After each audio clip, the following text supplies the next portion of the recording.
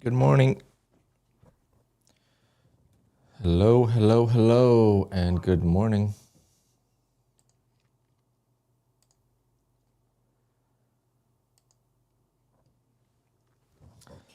Let's get it going. Super low ATR this morning.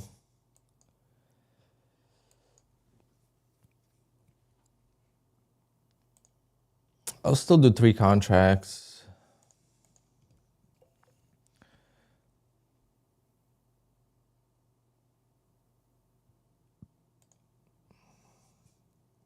How are we doing, guys?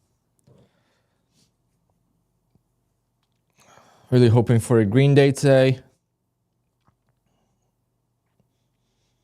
Since I already had a red day this week.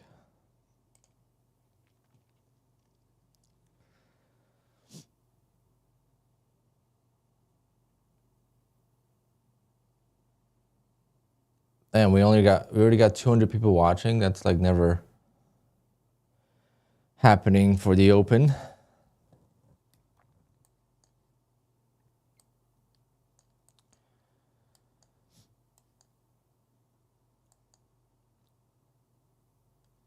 Let's see if the copy trader is working. Ooh, a little slow. Oh, no. We don't want that. That is very slow. My computer just froze. Okay, got a problem here, guys. QUANTOWER just crashed. First time in forever.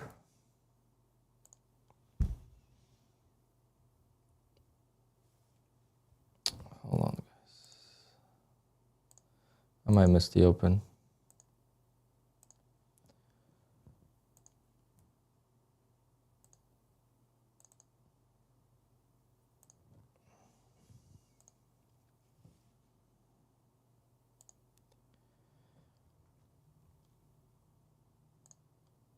But it's better to check than to get caught. Let's see.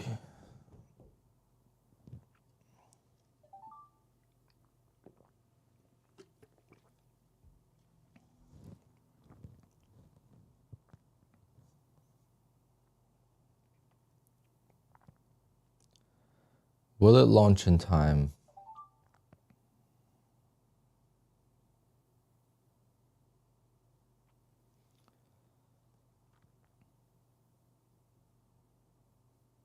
Got a minute.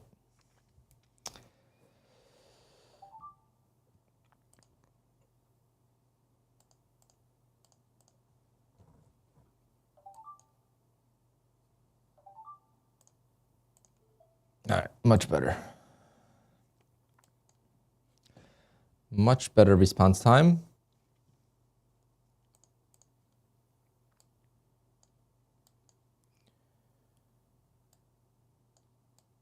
I'm not a fan of the short.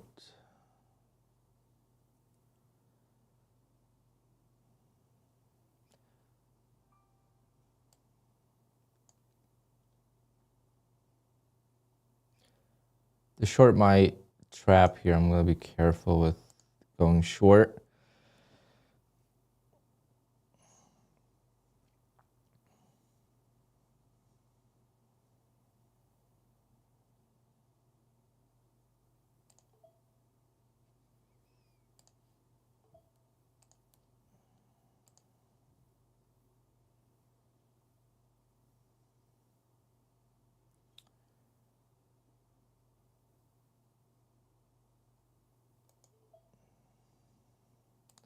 It's a big, big target.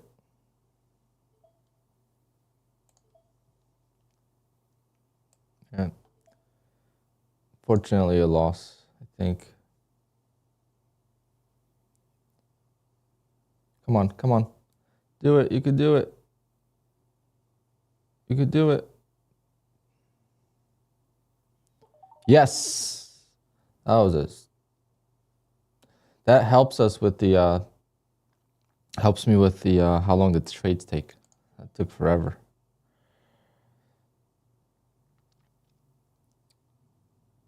All right, that was a surprising short. I did not like the short that much, but we'll take it.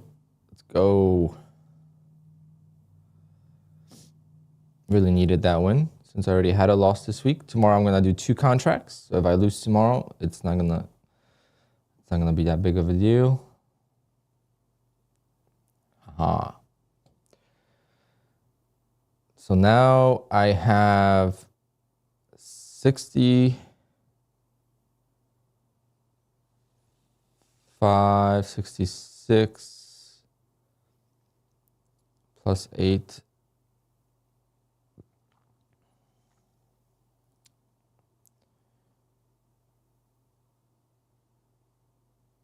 66 plus 8 is 76, 74. 74 plus my funded futures is 3,000, so 74, 77. I have $77,000 in my funded accounts, right? So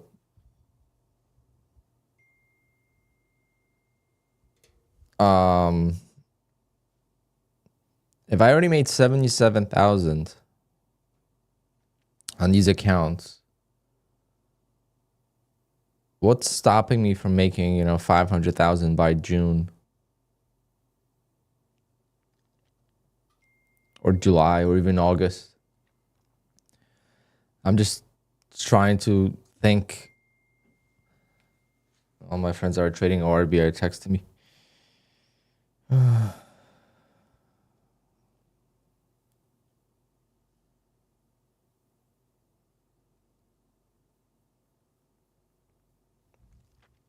Wow, what a sell-off.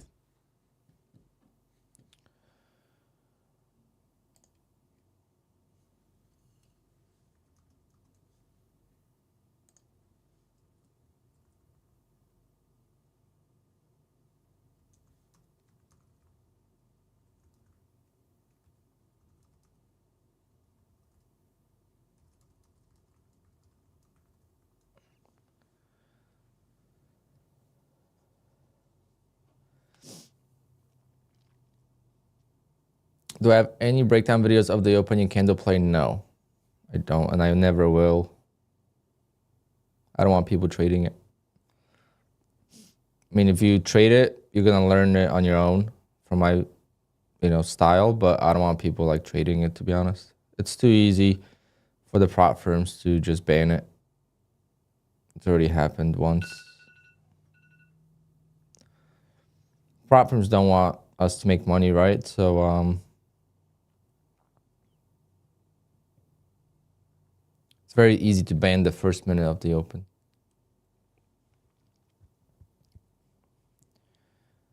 Yeah, just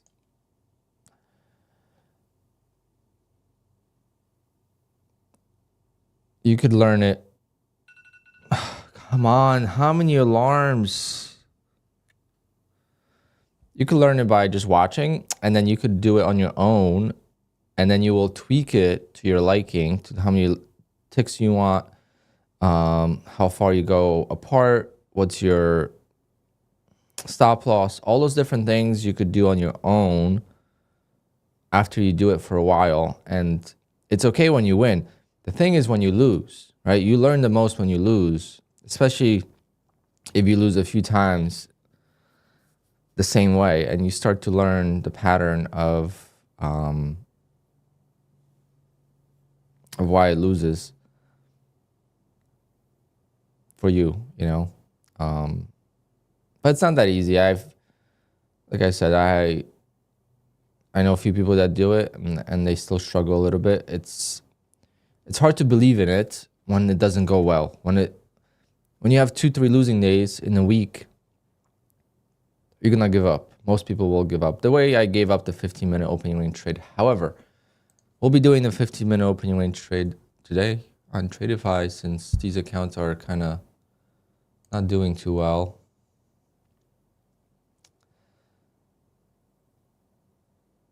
I'm down 254 on one account, 144 on the other. So Tradeify, we're just gonna we're just gonna copy trade and do. Any comments on your take on futures versus CFD? CFD is not allowed in the US, so that's number one. CFD has huge spread, so when you're scalping, it's not beneficial. Okay, I am going for a scalp, so if I trade it on CFDs, the spread is usually around 8 points, right? So, I mean, 8 ticks. So I would need to get extra 2 points just to get the same win. But other than that, you trade whatever you want. I think the risk management is better on CFDs. You could really control how much size you use. With, you know, with the lots and stuff, with futures, when you're trading minis, it's, you know, the risk jumps so much from 1 mini to 2 minis. You have to trade micros, but I don't know.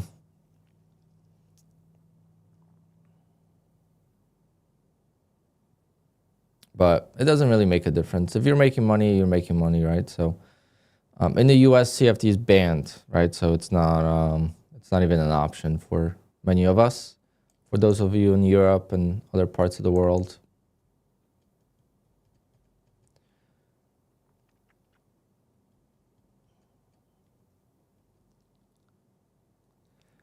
Why did the OCO did not put a stop loss when activated? I don't put a stop loss in. I put the stop loss in afterwards. Or I manually get out. I don't want to get into this crazy chop of lag with data and use a stop loss. But I feel like it didn't give me a target for my long. Was I going crazy or?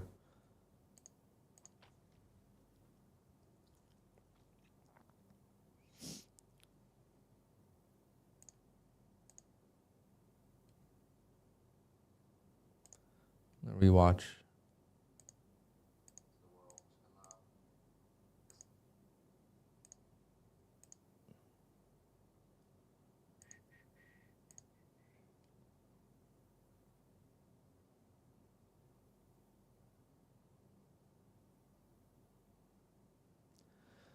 There are plenty of CFD prop firms available for us. Well, it's not legal, technically. That's what I mean. I know there's prop firms.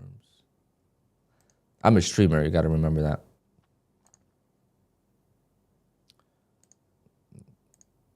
Sometimes I can't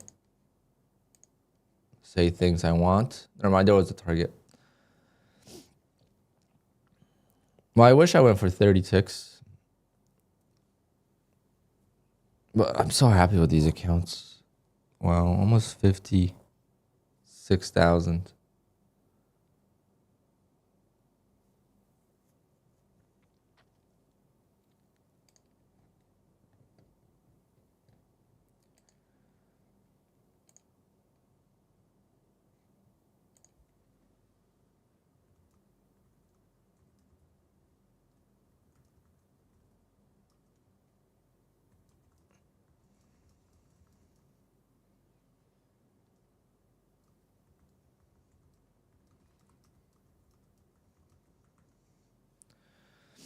All right, I have my Trade of 8 accounts ready. So as soon as we get to the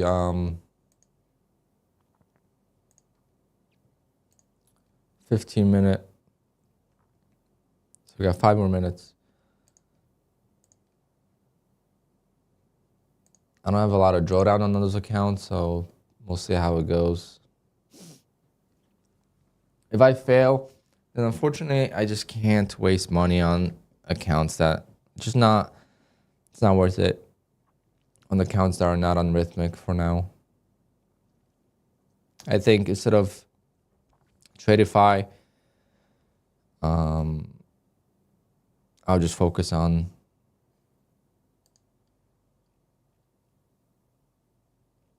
take profit.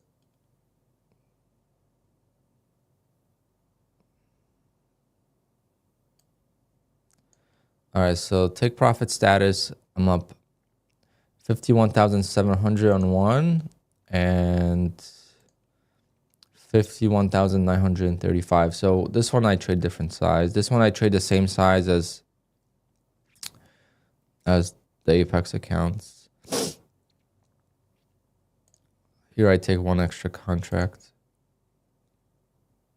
The commissions are slightly higher on take profit.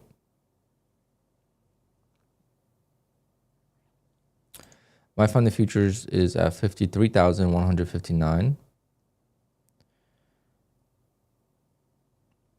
See, I have like more profit in my funded futures. I don't know why.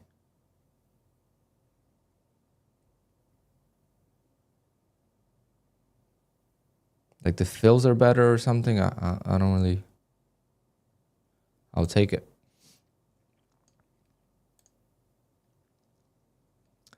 Why the expert my funded futures and not the starter? I don't remember. I think no scaling plan. I think that's the reason.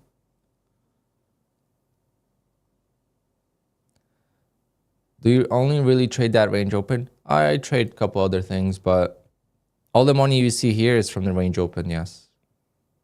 I have lost on other trades. I lost the Bullnox account this week. And I'm not doing too well on my Tradeify accounts this week. I was up nicely on them, but now I'm not. So we're gonna try to do a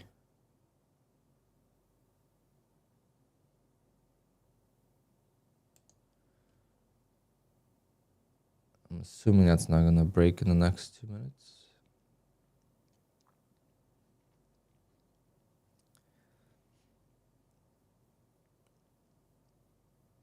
Oh, it might. I'm waiting for the 9:45 to close and then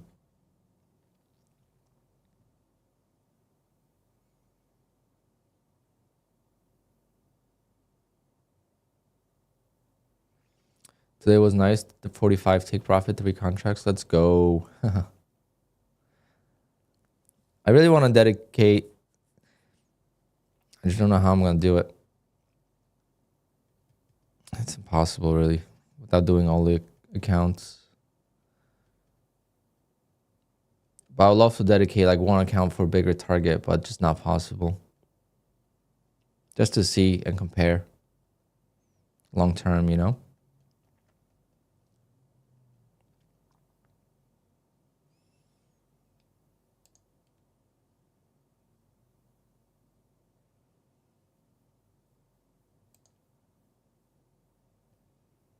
No. Come on, close already.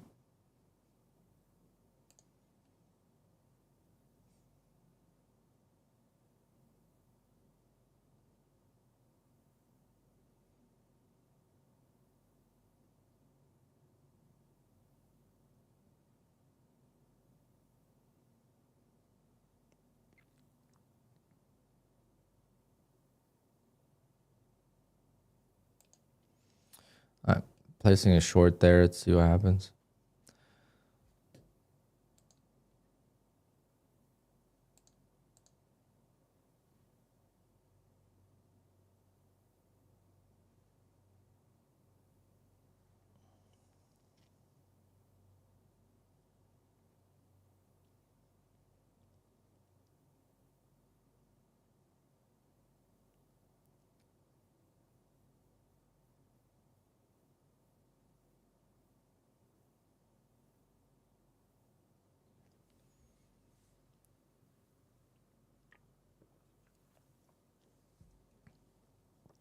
I don't have too much hope or too much care. I'm so excited about these accounts that these accounts are just for fun. Extra bonus, but let's see if we could get like $500 on this. So we need like 25 points. roughly.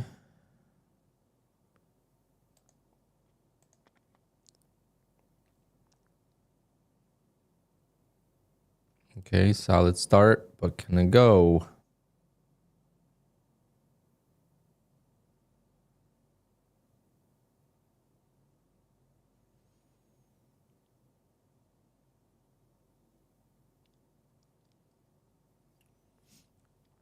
Nope.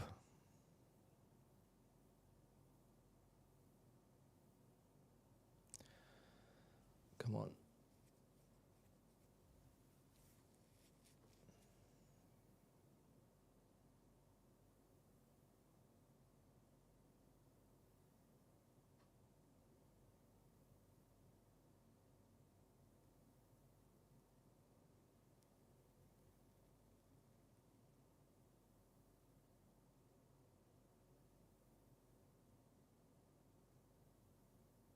There we go. Flush it.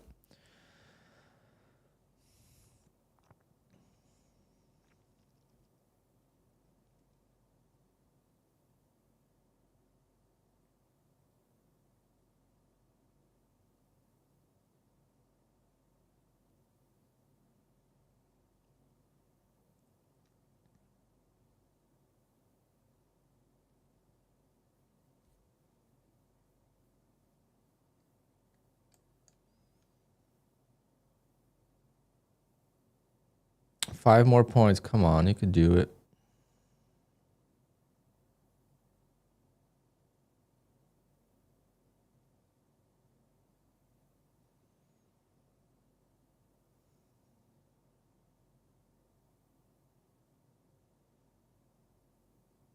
There we go.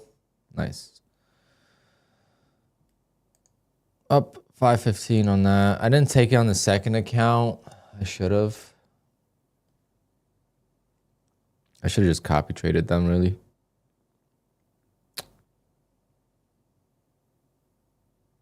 So the 15-minute opening range trade has been working really well this week. Last couple weeks, actually.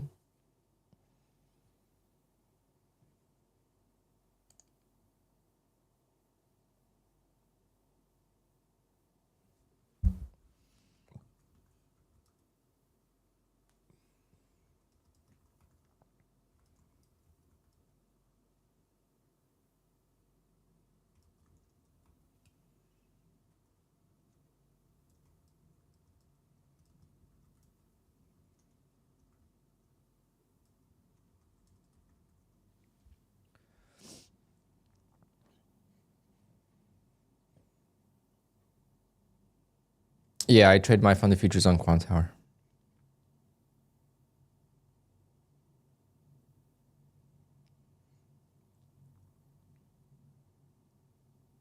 I would trade everything on QUANTOWER if I could, but Tradeify does not have. If there's continuation, I'm gonna take it on the other account. Oh, do we have any? No, we're at the lows of yesterday. I'm just gonna wait for a V-shaped reversal on the other my funded futures account. I mean, Tradeify account.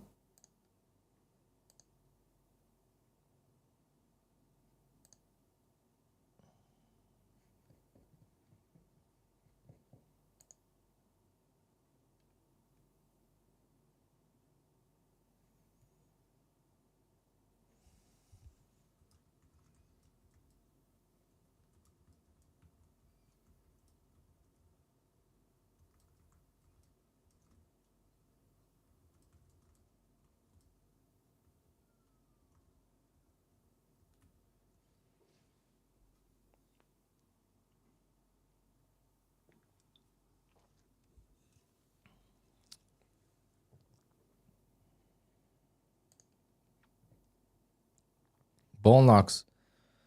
Like 2 more days and I'll be at payout.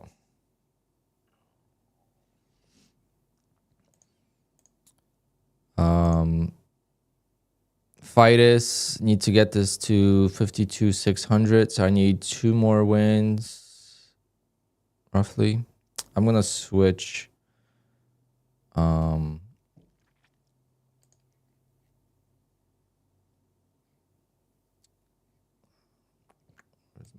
trader. I'm gonna switch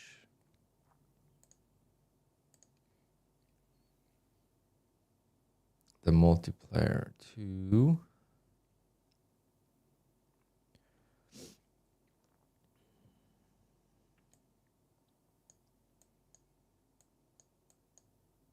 oh, 5. Okay.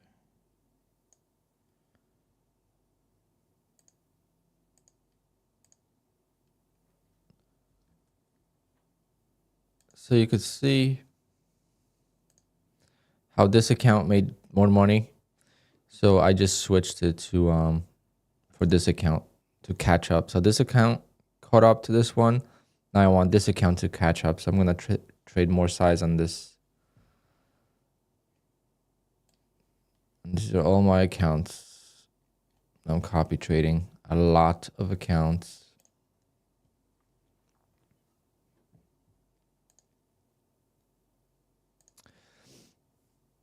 Yeah, it's always gonna be the same exact dollar if I use 28 ticks.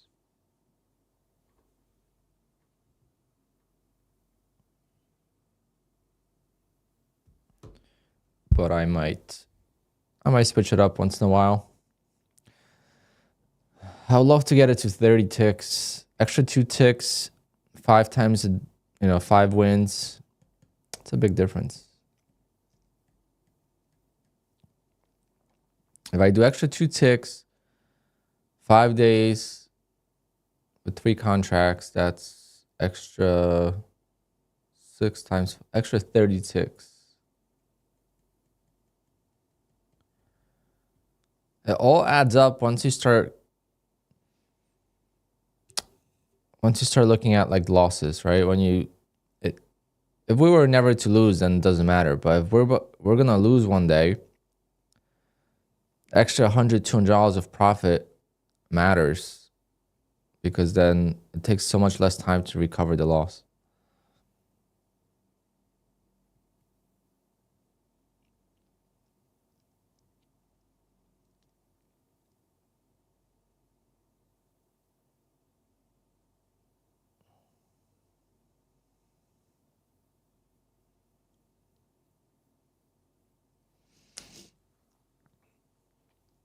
Just using the last letter of their name when buying an account. Interesting. Well,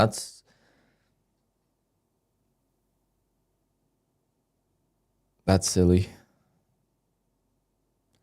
It's silly on the person to do that and silly on the prop firm to do that. Like, you can't get paid by not using your name, right? So obviously strange, unless the person wasn't expected. Oh, auto-filled? Weird.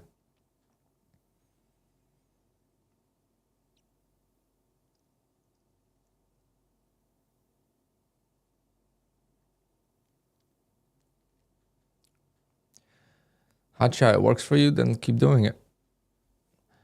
You couldn't find consistency in props, and trading personal account is always better.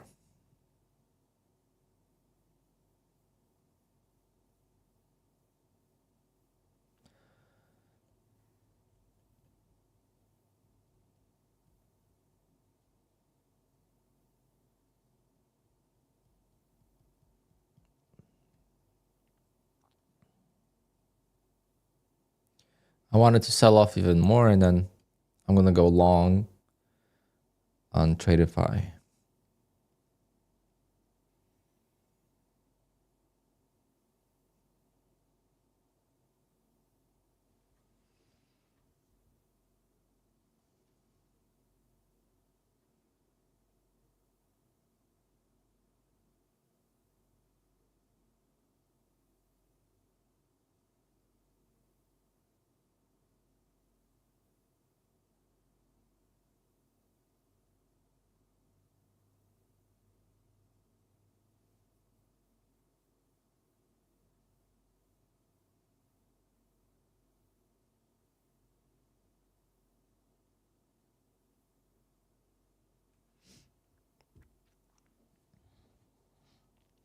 Any update on your garage? Not really. Haven't really done much to it.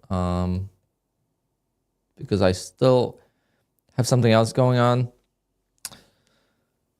So I still am working in the garage. So I can't put the floor down till it's completely ready. And I haven't decided what floor I'm doing yet. Because epoxy, they can't do till spring. It's too cold out. So, yeah. And I got to do I have like 3 steps in the garage. So my dad's a carpenter. So he wants to do new steps. So it's like little, time consuming now. The finishing touches. But Moneybag, you've seen the pictures, right? Like the recent pictures I posted. I mean, recent.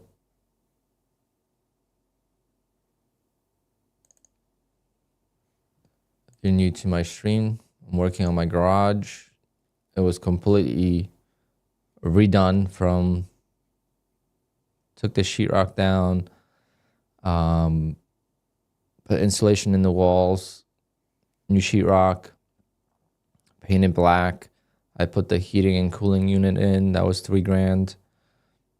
I like to work in the garage, so having this is actually amazing. The garage gets really, really cold, so I used to hate being in there. So I just got to do the floor, the trim, and then I got to do the paneling on this wall. The same paneling that I have here. And this logo is actually, this emblem, the Porsche emblem, is actually going to be on this wall. I'm going to have to find something to replace this.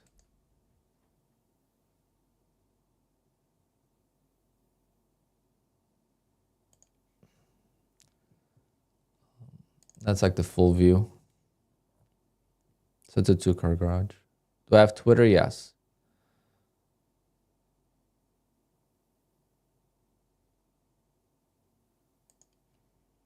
My Twitter, you could guys follow me on there, because sometimes if I don't stream or something, you could see it on there.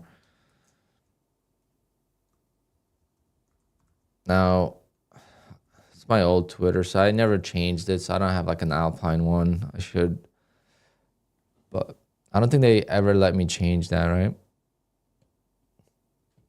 The reason why it's traded 981, well, it's an extra one for a typo,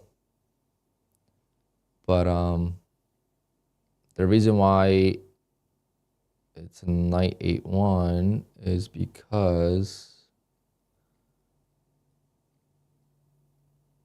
my other car,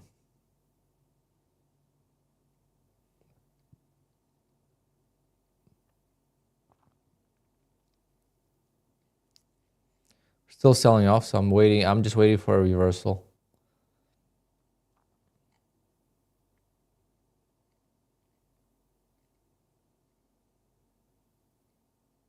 Do I not?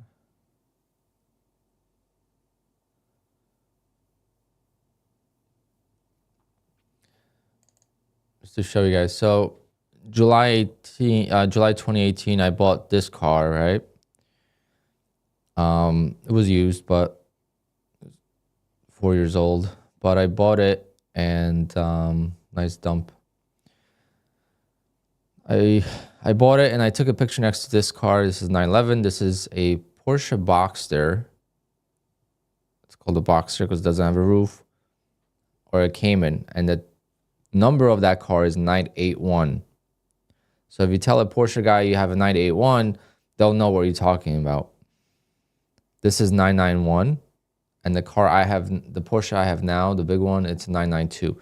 That's why I'm Trader981 on Twitter. But I mistyped it, I guess, and I put another 1 without realizing it when I signed up. So yeah, but I still have this car. I still love it. Probably gonna sell it in the spring, but this is the car. So I go to the track and can't wait for that to start.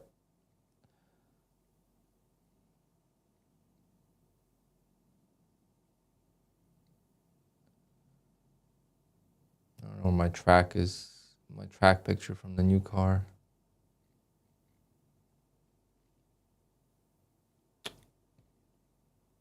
Oh, here's my garage beforehand. Kind of. That was already when we took down the walls at least. So it's going to be a nice before and after.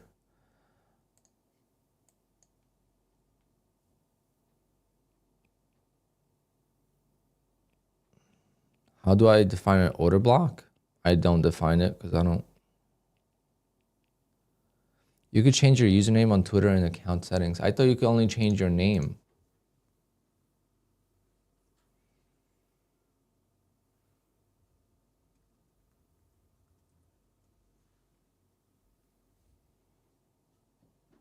Did you guys see the ZR1 Corvette?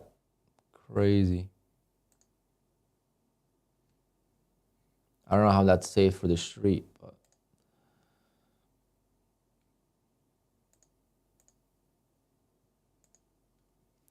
settings, account.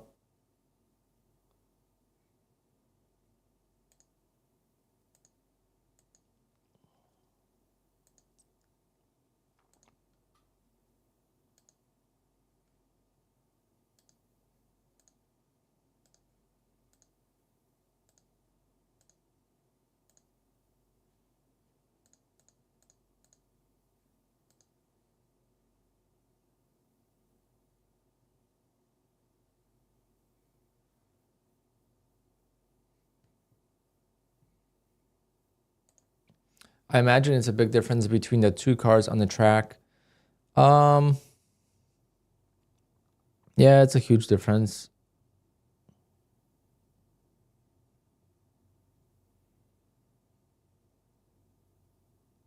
Okay, I'm getting ready here too long.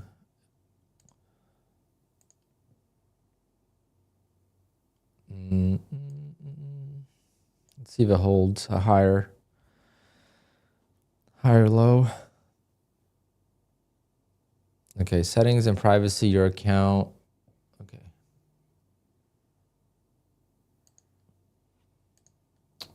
I just don't know my password.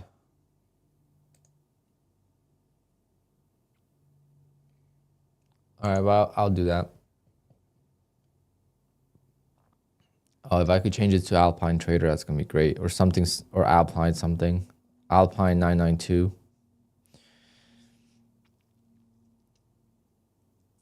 I'm sure Alpine Trader is already taken. But yeah, the ZR1 is wild. 1,064 horsepower. Like, what the hell? It's probably not gonna be reliable.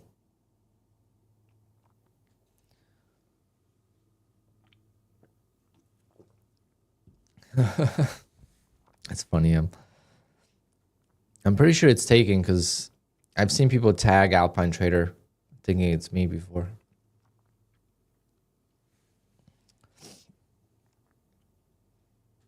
Where am I from? I live in New Jersey. I'm originally from Poland.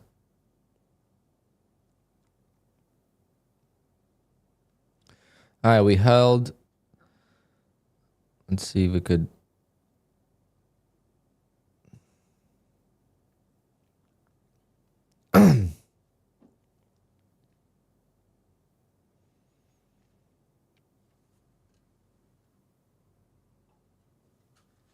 I'll be right back.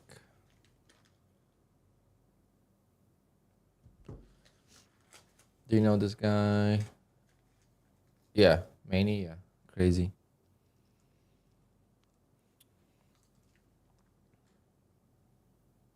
He's got like every car. All right, nice pump here. Let's go. We're in. Let's see if we can make 500 bucks on this account.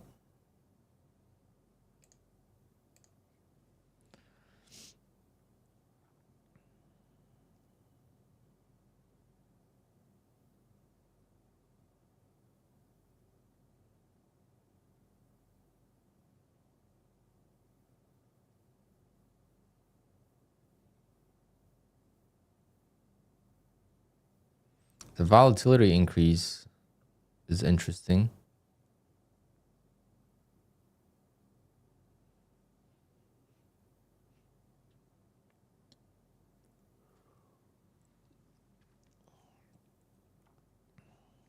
You know how Pitbull has Mr. 305 as his name?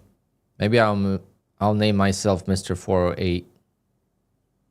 And we just always take 28 ticks.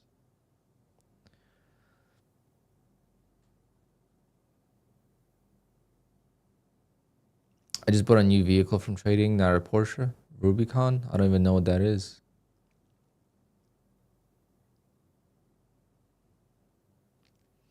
I don't understand why Corvette never sells in the UK. I don't know. To be honest, I can't imagine spending that much money and driving a Chevy. That's the only thing. The C7 Corvette, the older gen, you know, you could get it for like 60,000. That's not bad. But the new ones are gonna be, you know, $200,000. You're gonna be driving a Chevy for $200,000. I don't know.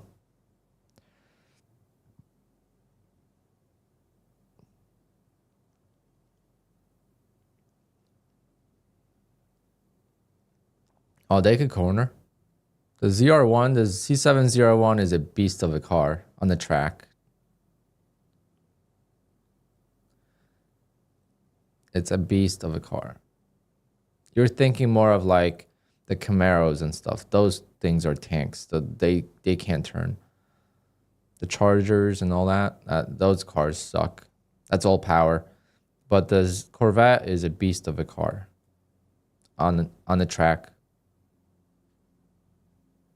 It keeps up with Porsches. Can we get it, guys? Can we get this? Come on.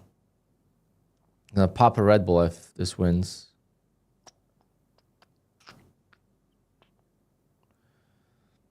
So close, yet so far.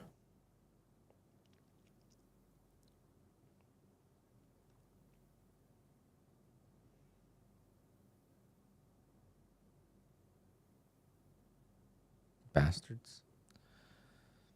No, I'm gonna go for a little bit bigger target now then. Because now if it goes, I think. If it settles down here for a little bit, I think it'll be fine. If it just breaks apart, then whatever. This account will be resting in peace. I'm just trying to get bigger winners because I struggle with that, so I'm practicing.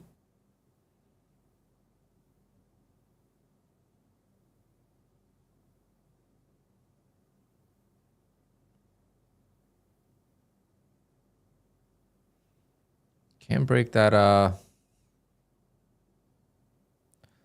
424 level for some reason. I guess because of this low here. 420. All the potheads are shorting right now.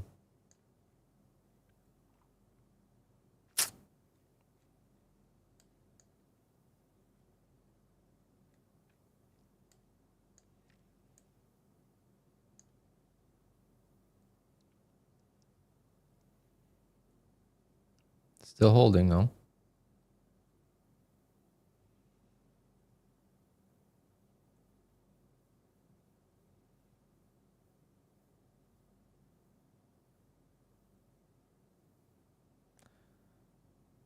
Yeah, the C7 is like a very mean car. The C8, I mean, the ZR1 and the Z06 is pretty mean too, but I don't know.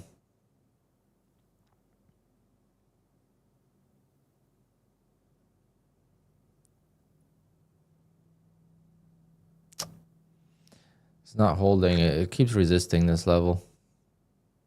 It's a shame.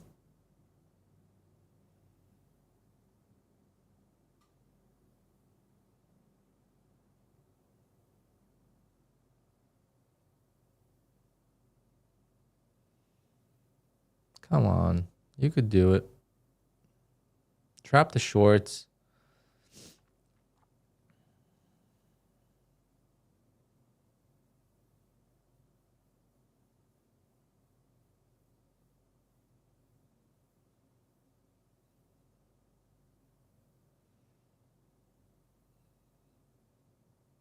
feel like I'm trading an eval with this account for some reason. Like I have zero like care. If it works, it works. Doesn't work, doesn't work.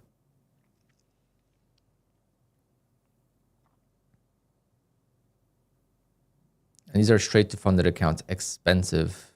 So I should care.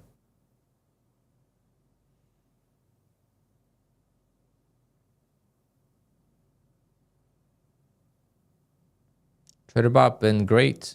Trading has been amazing. Big turnaround. It reminds me of last year's January, where it's consistent.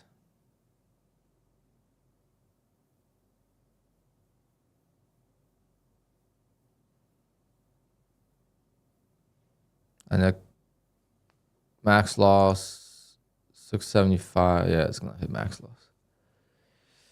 It kind of sucks because I was up a lot and it didn't really need much more to go to my target, you know. But I was up $500 almost, now like 440. But every time I hold winners, it just doesn't work. This is kind of just like a reminder. Why am I doing this? Right? Why am I doing scalping? Because it's so much more peaceful. It's so much easier on the mental state versus with holding winners. You could see what I go through every time. It never ever works. If I don't hold, it goes. If I hold, it doesn't go. And it's never like simple. Like yesterday, I shorted into something like this and it just ripped my face off and I took a max loss. Right? Yesterday, I shorted into here. I don't know if you guys remember. And it took my face off and it just went right back to the highs. Versus today, it's going to just keep falling. It's funny. These are accounts with end of day drawdown, so it's not bad. Hopefully it still holds. I don't know how much room I have. Do I have enough room to go to the lows? I don't know. I don't think so. No, definitely not.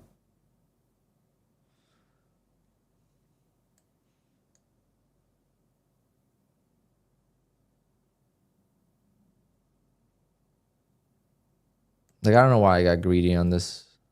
Third time, I should have taken it off. But see, like, I don't see those things in real time. I just can't seem to.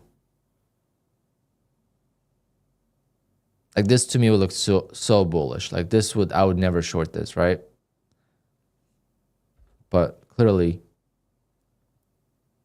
it doesn't matter what it looks like because the market's going to do what it wants. But we're going to take the max loss here and we're going to say goodbye to Traderify. I still got one more account with Traderify, but I don't count on getting a payout with it.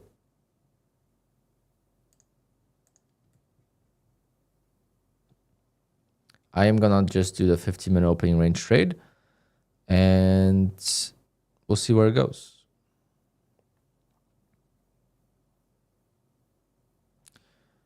So tempted to add. Remember yesterday I went to add and I clicked here. Oh man, that was scary. Yesterday I went to, I was in the trade, I was losing and I went to add. And instead of hitting the bid on Tradeovate, I hit the bid on QUANTOWER. But luckily I was only on one contract because I was trading in eval beforehand.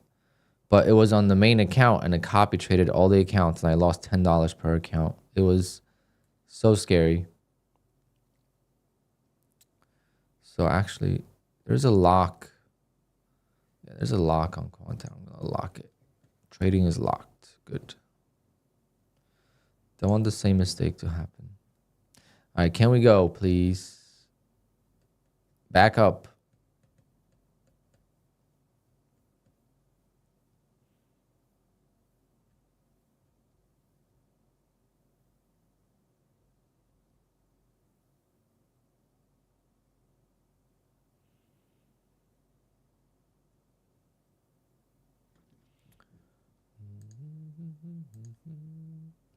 So pumped for this year.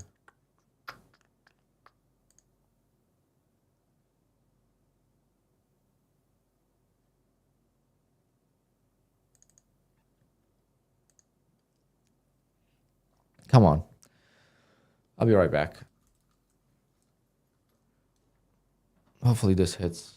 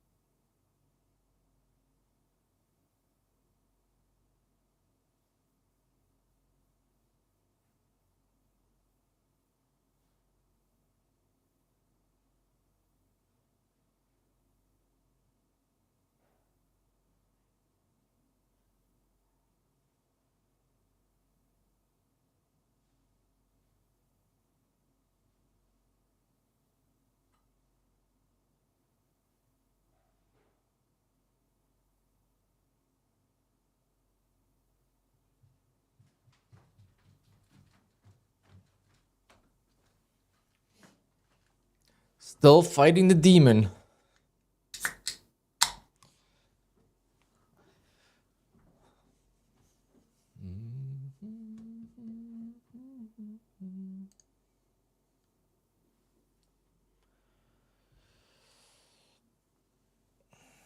There we go. Come on, baby.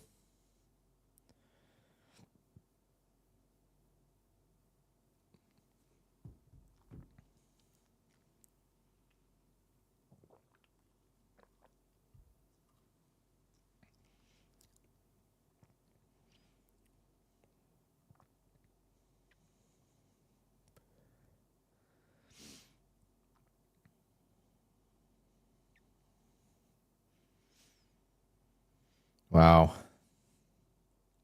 My entry is something else, huh?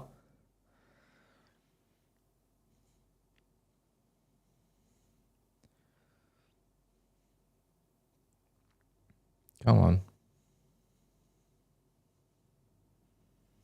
Did I hit the ORB today? Of course. This is just fun trading at this point. The money was already made.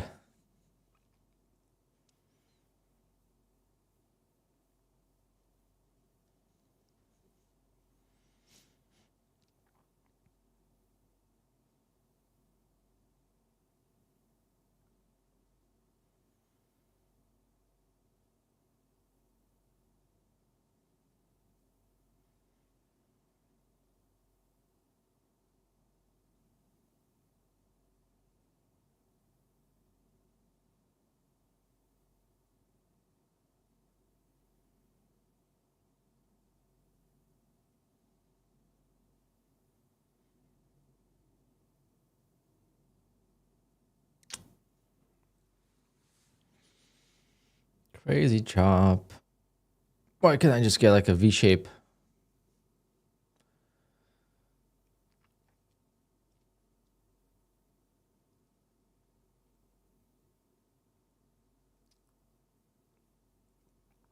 I was hoping for like a V shape reversal, and we're not gonna get it. We got it last 2 days, but not today. Here, we did it twice yesterday. Once, twice. See, this is the move I'm looking for. So we might be in this stage where it's like, you know, it's never, hopefully it's this stage, you know, just up, up, up, up. Because if it makes a new low, unfortunately, I'll be out.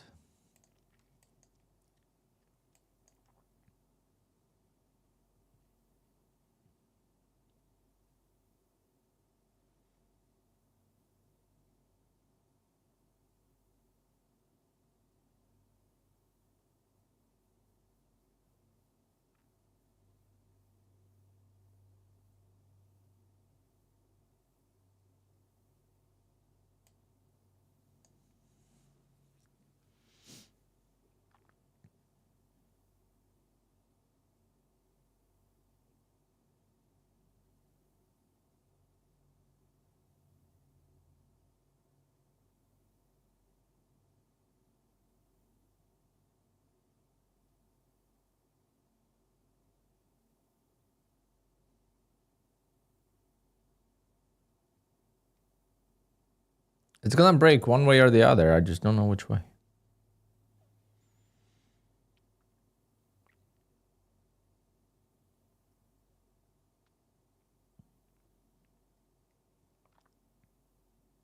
Hopefully it's this way.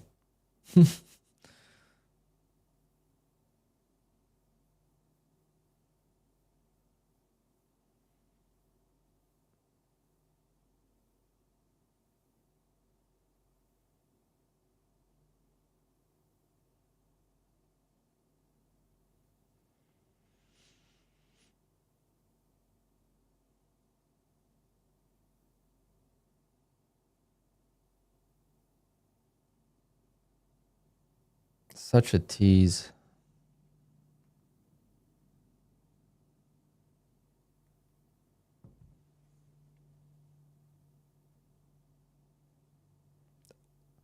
I should just scalp. I make so much more money quickly.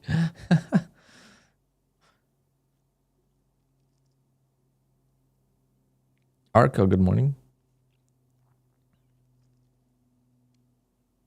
If I was just scalping, I would make so much more in this, you know, because it's not breaking out. So in hindsight,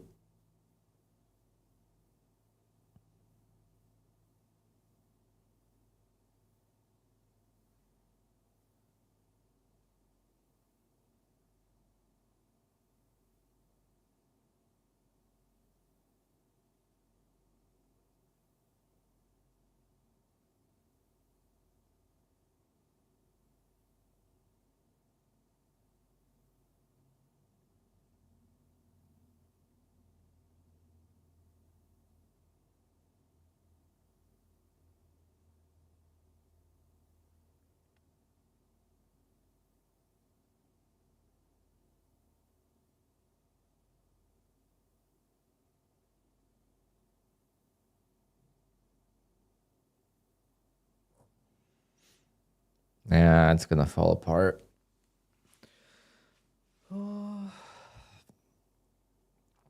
This looks so out of breath.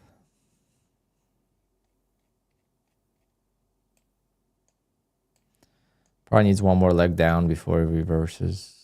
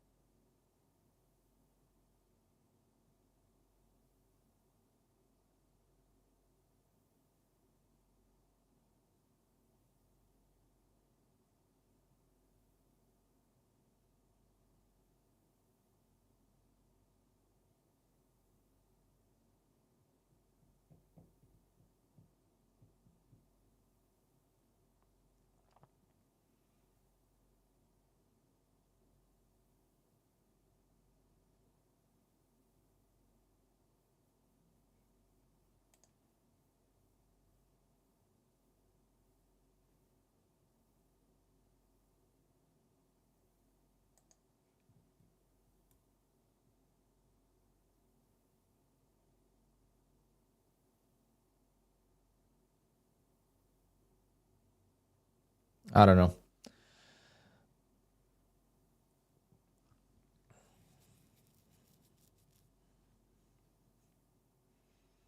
Smart idea would have been to take it off when it failed like 3 times here and just wait. But when you have one mini, just so quick when you lose.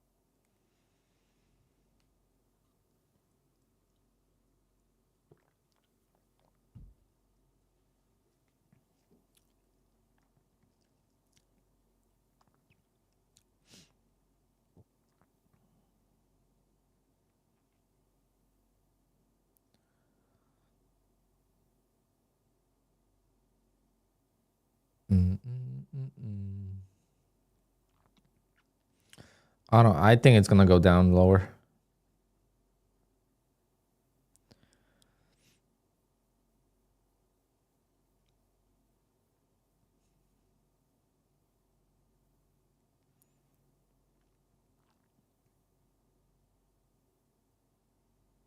It tried to go higher, it couldn't. Versus yesterday, it tried to go lower and it couldn't. So we'll see. Killing on CL right now. What's CL doing?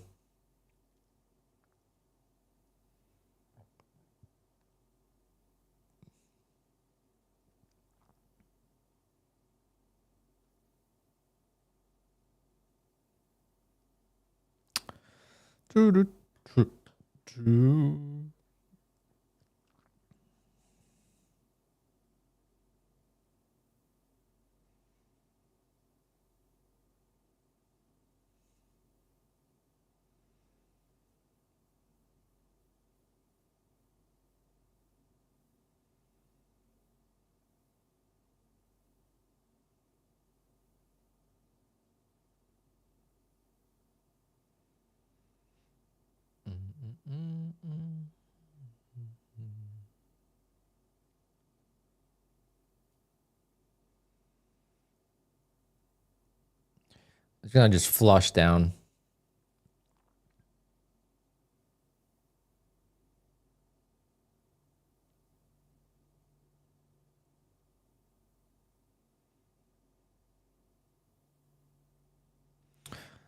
I think I'm gonna get a top step eval after this and try to scalp a little bit.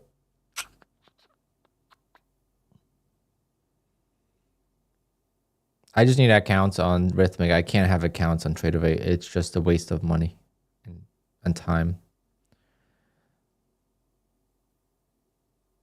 I got these accounts thinking that maybe I'll switch to NinjaTrader. But I'm not going to switch to NinjaTrader yet.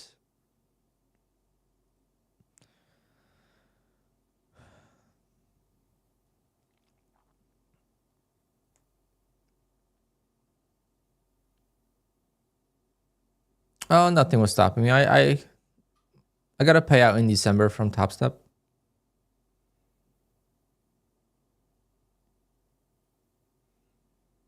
But I just don't like the Top Step evals. And it's expensive. It's $200 for a account with Top Step, and you got to do an eval, versus here I paid like $300 and I went straight to funded. Much better odds. But Tradeovate, you can't trade on QUANTOWER, so I'm trading this manually and it's just not going too well. But if I win on this trade, then the accounts will have some drawdown left, and I'm just gonna do the 15-minute opening range trade on these accounts the same like I did here. See, that's what I'm gonna do on both these accounts starting tomorrow if I win on this trade.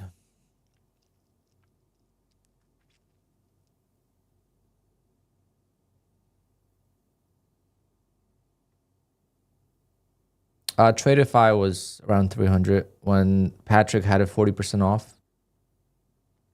Now it's 30% or 35% off. This is Tradeify, yeah. And it's gonna dump.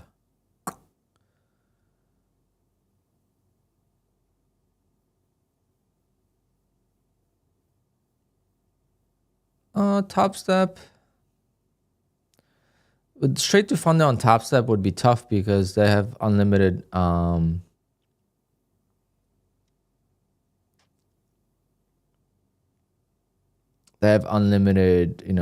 So it would be tough for them to do straight to fund. People could just gamble.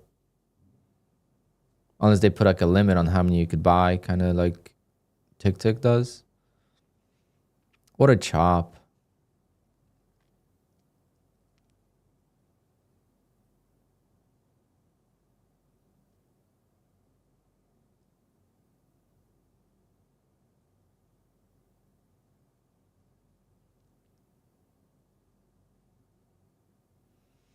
Well, that's the amount you could take out, but you could I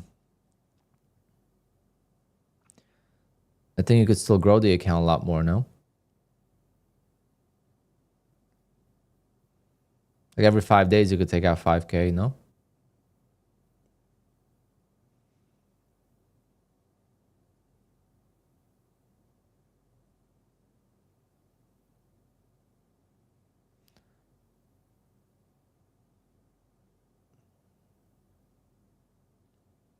Yeah, so straight to funded, you could just YOLO it and I don't know. I feel like straight to funded needs a consistency rule.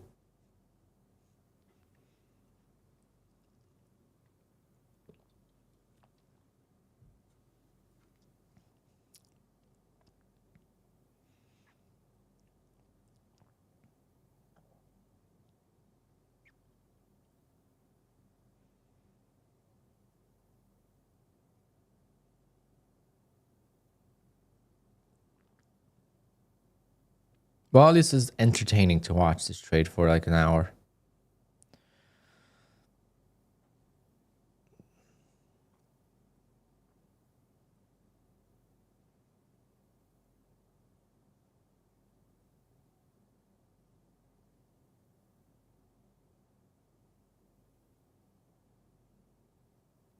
It's a waste of money for me because I got to trade it without my opening range trade and I just can't make money on that. So it's a waste of money for me. Like I could have spent the money I spent on this Tradeify account. I could have bought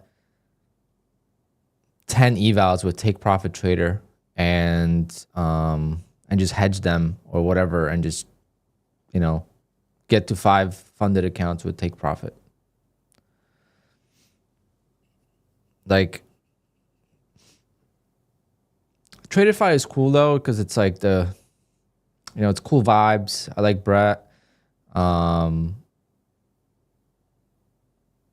They have good opinions and stuff like that. So it's a cool prop for him to trade. But until it's not Tradeify's fault, but until QUANTOWER allows me to log in with Tradeivate, I'm just wasting my time.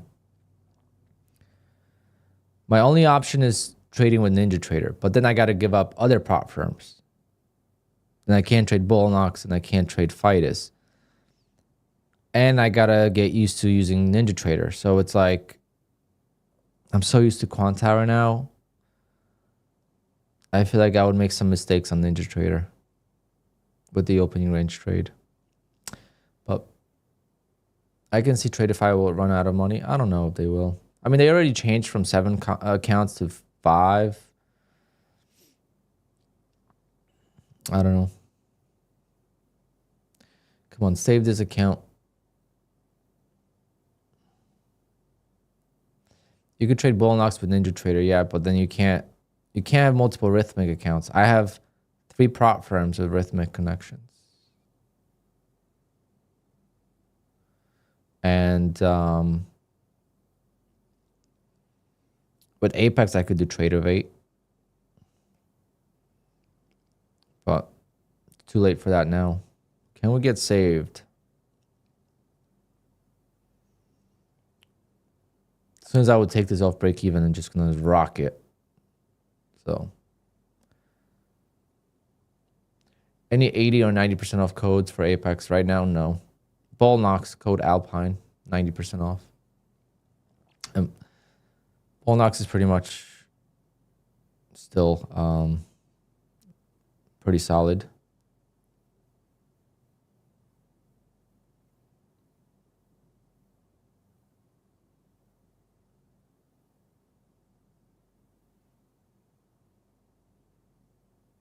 $91% off.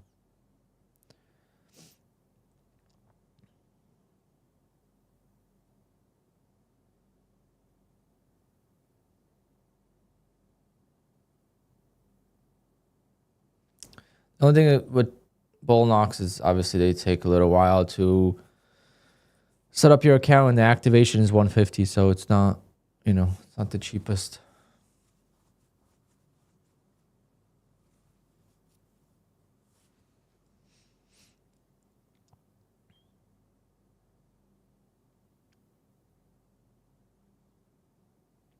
Can you connect Bull Knox to QUANTOWER? Yes. Just don't do Project X.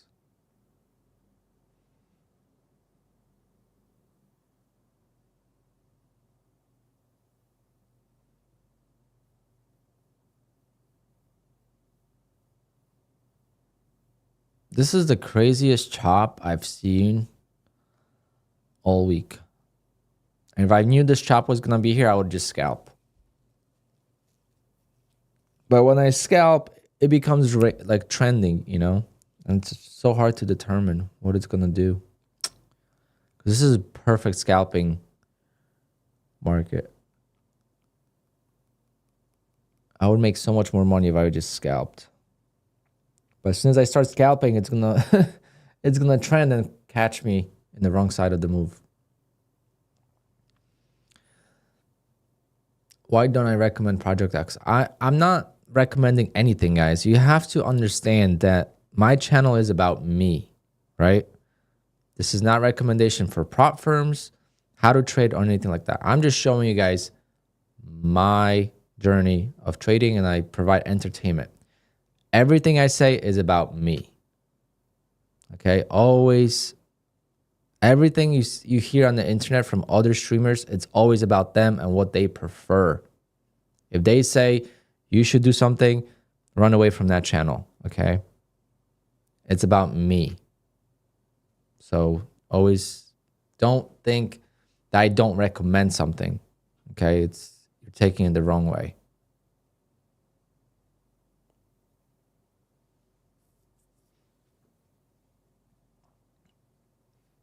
I said, very clearly, I said, don't do Project X because someone asked if you could use Bull Knox on QUANTOWER. If you want to use Bull Knox on QUANTOWER, obviously you can't use Project X. That was the question. That was the answer. So don't take anything out of the context. Project X is pretty solid. I've used it on Top Step, and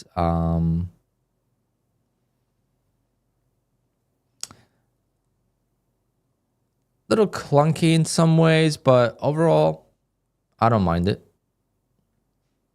But for me, it's all about copy trading, and I got to be able to copy trade all my accounts, which obviously I need Rhythmic connection for that, or DX feed.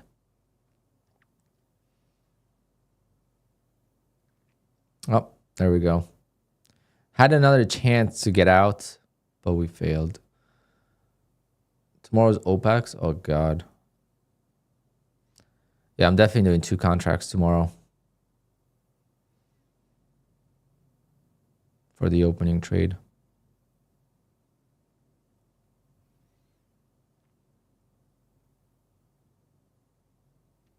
Although I should do 3 contracts on these accounts.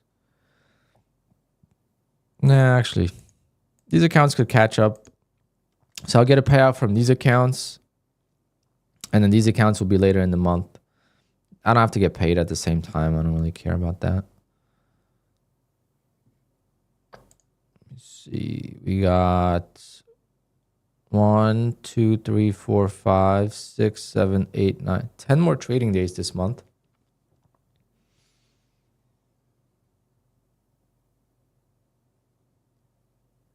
I'm just upset that I didn't activate these accounts on Tuesday. These accounts should be up $1,245, but I just didn't activate them. I was afraid it was not going to activate before the market opened, and I was like, you know what? Let me just... Because QUANTOWER logs you out of Apex when it activates a new PA account, so I don't want to get like right before the open or right at the open disconnection and get screwed. So these accounts are lagging by 1 win by $400. Would have been nice to have all these accounts in the thousands. And then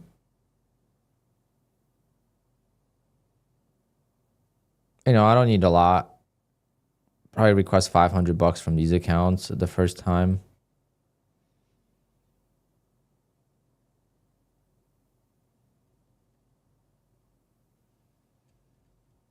But these accounts are looking juicy.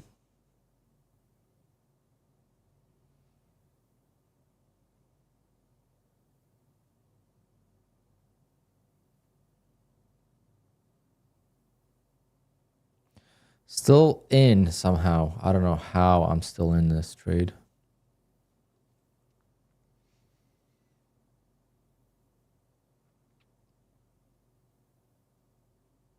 Do I have time to explain the Bull and Ox payout system? Sure.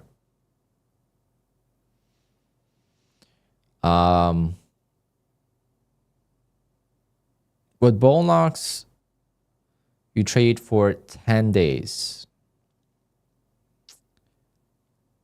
You have a 40% consistency rule. And you have to request a payout with Bull and Ox no later than Friday if you want to get paid on Tuesday or Wednesday. Usually they say it's Wednesday, but they pay on Tuesday nights. So today is Thursday. So on Tuesday night, I got paid from Bull and Ox. I requested that payout on Friday. If I would have requested on Monday, I wouldn't get paid till the following Wednesday or Tuesday. The trick with Bull and Ox, however, is that the reset of 10 days does not start until you get paid. So Wednesday, which was yesterday, it was my first trading day for the next 10-day period. Okay, so now if you do the math, that's 2.5 weeks, basically 3 weeks till you get paid again, right? Because you start trading on Wednesday and you're not going to get paid till Wednesday in 3 weeks. So when you break it down, it's only 3 payouts every 2 months.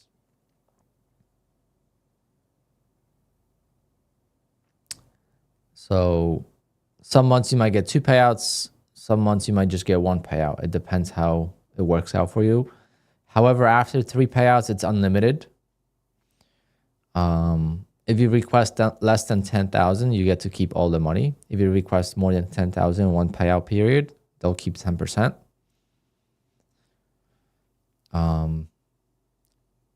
The most confusing part about Bull and Ox is simply the scaling plan of the accounts. So you could have up to 11 accounts. However, you can't activate more than 3 initially.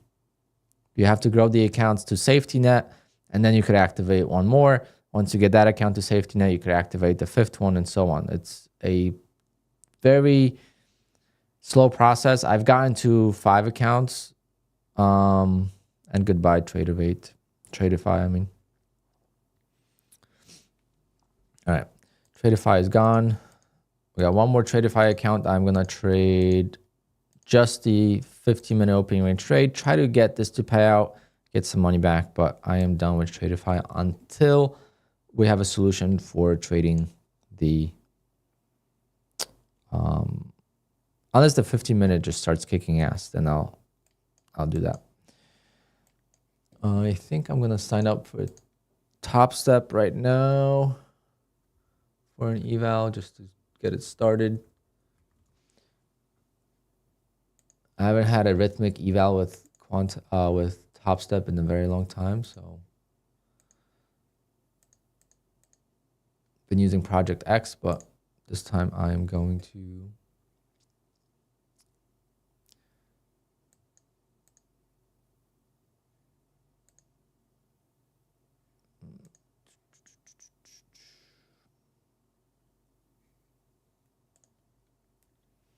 my funded futures requires 20 ticks, I believe, or something like that for NQ.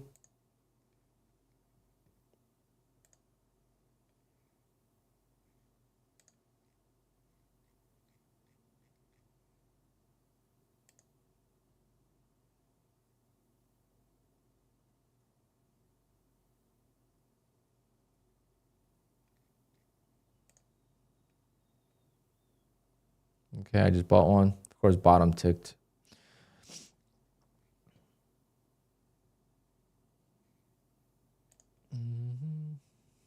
Let's see how long it takes to get it.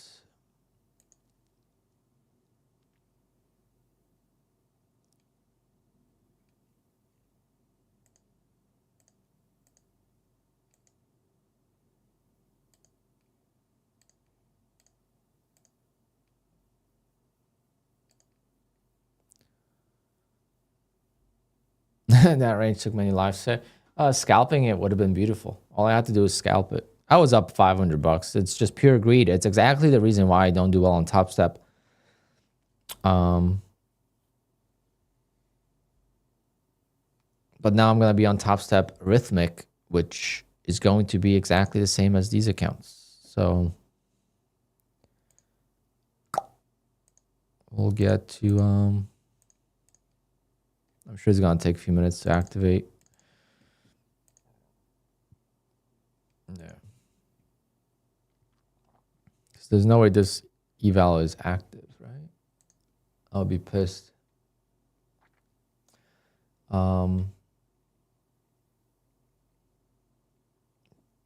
The Top Step, once you have a lot of evals with Top Step, it gets very confusing on the dashboard.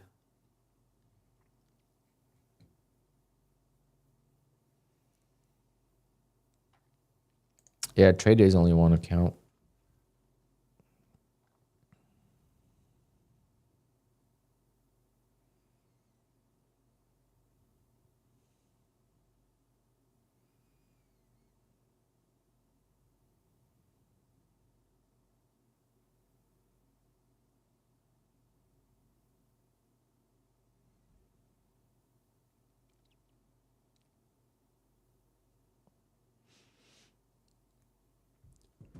Oh, well, the time flew by today. Can I use QUANTOWER on MacBook? No. Need Windows.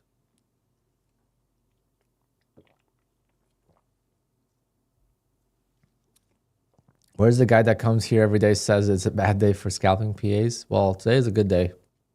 So that's why he's not here.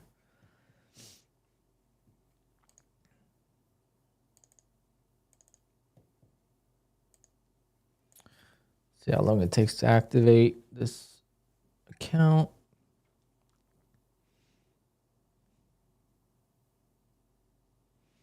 Hopefully take profit. I'll get that funded. Oh, wait, there's an update on QUANTOWER again.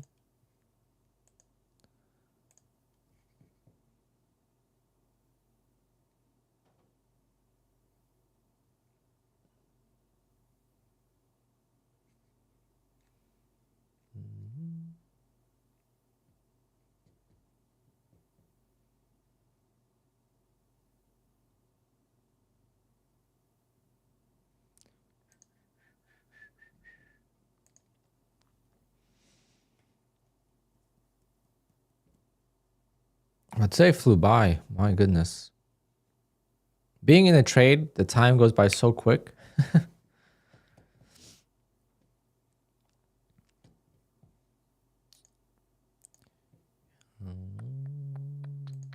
Guess I'll log out and log back in.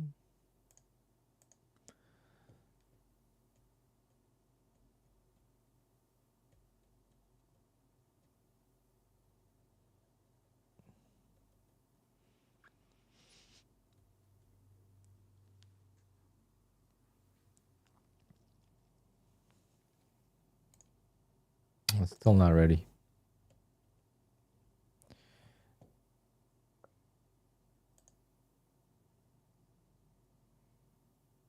I can't wait to be funded with Take Profit Trader. Hopefully by end of next week.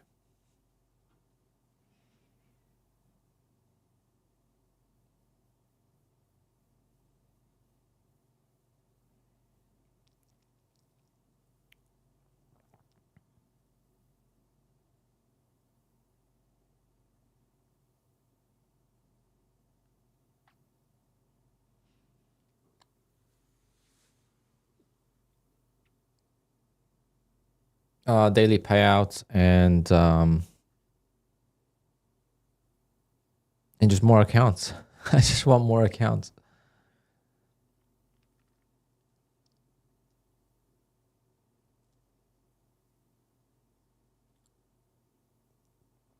First payout 50K is 1,500. That's correct. I wasn't sure if you could do the ORB on Take Profit. We'll find out.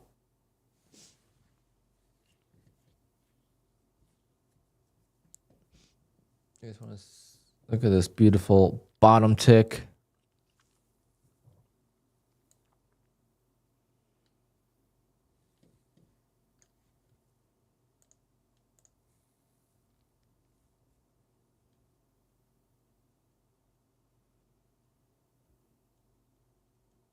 There is no consistency on Take Profit. The only thing there's consistency on is the evals.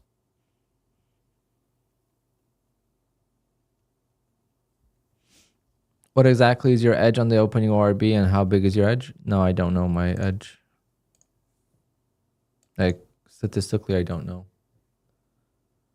I just know it works. How aggressive am I? It depends on...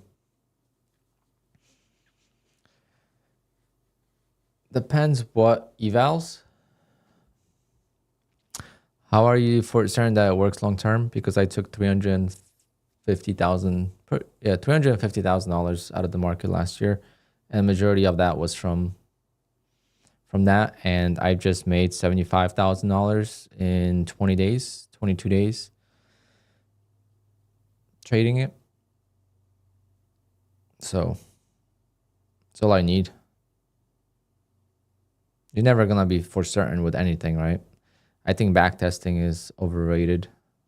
That's my opinion. I think forward testing is the only, because with back testing, there's no emotions, there's no breaking rules, there's none of that, right? So forward testing really shows you the true numbers. But it just, you do it for a while, right? And it just works and works and works and works. And damn, I got bottom ticked. My goodness. Whew. I got to send that to Nutty. Make him feel better about yesterday.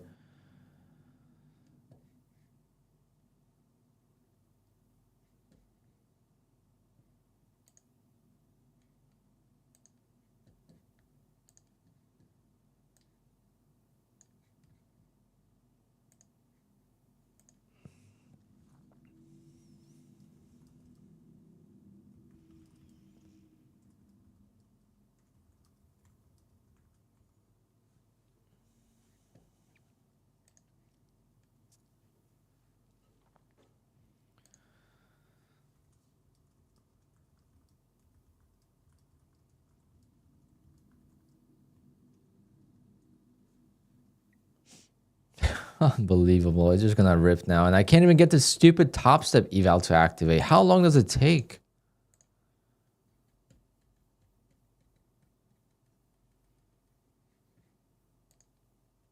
They really... Okay, I got it. Never mind.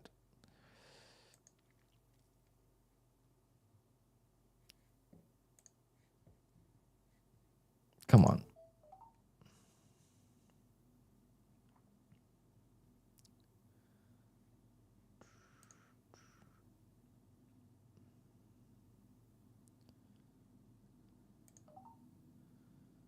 Just a little scalping on top step here. All right, break even stop on the rest. Just gonna do maybe like $500 of profit. Ideally 1,500, but I don't know if I trust myself.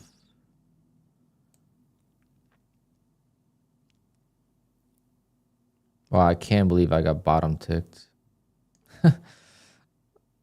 Oh, look how painful this looks.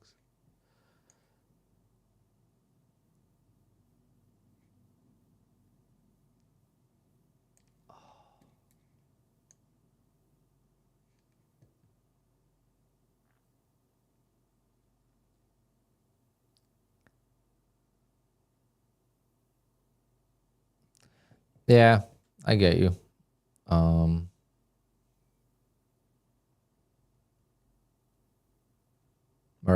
But like for me,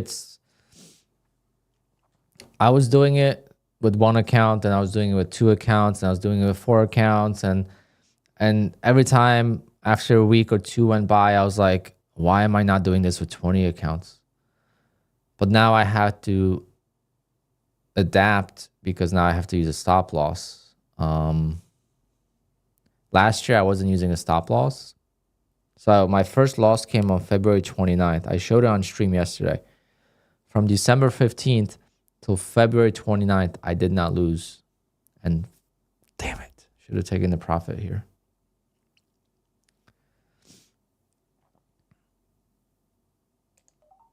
I'm just going to take it off. $300 is better than nothing. And then just going to rebuy it. Watch, it's just going to shoot up. It will. It's my luck. It's my luck in trading. Oh.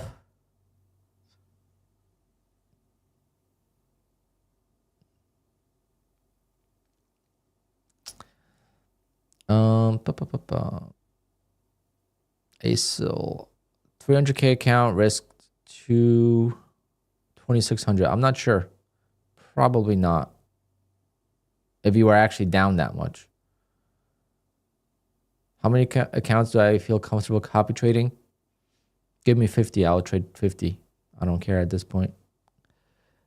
Right now, I am feeling very confident, so I don't care. As many as I could, right? But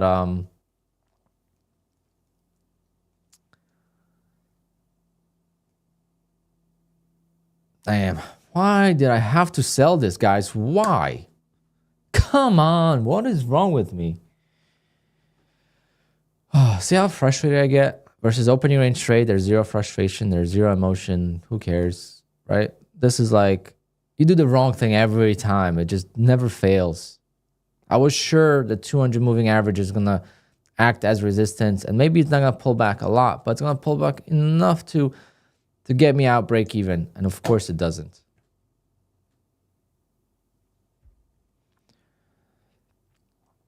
What a miserable...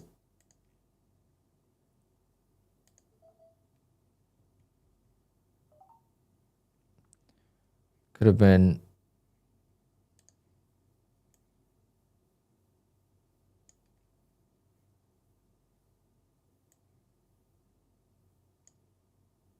halfway to passing his eval already. This is the V shape I wanted. This is so... My goodness, guys. This is something you can't teach anyone in trading.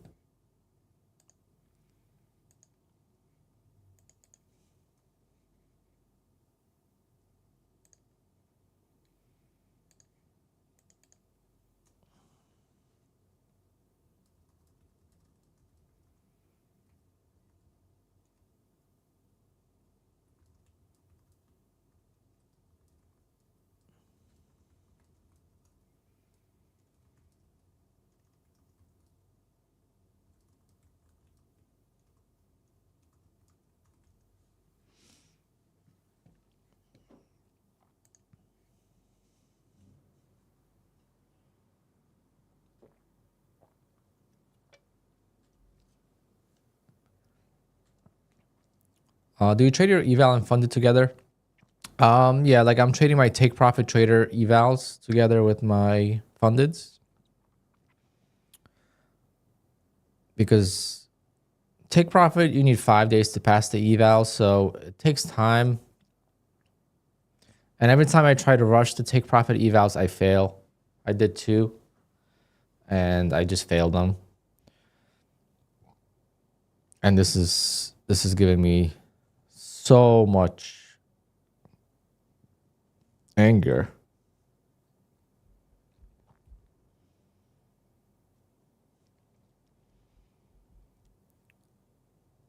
I don't know what I'm more pissed about, selling this one contract here or this. I don't know.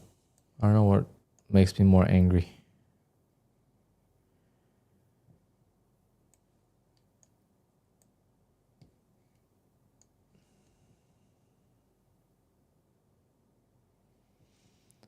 Are all your Apex profits from your opening bell trades only? 90% of them. There's some that are scalps outside of the opening range, but I would say very small percent.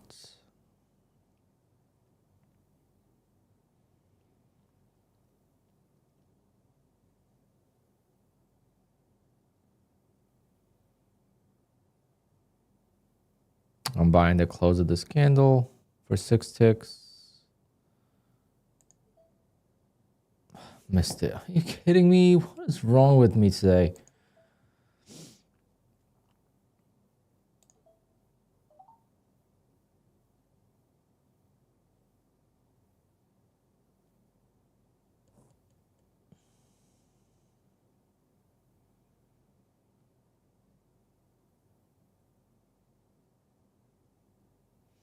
Yeah, I'm right now. I don't wanna get ahead of myself, but I'm gonna increase my goal for 500,000 this year. I think I'm surprised more people are not talking about this and more people are not doing this.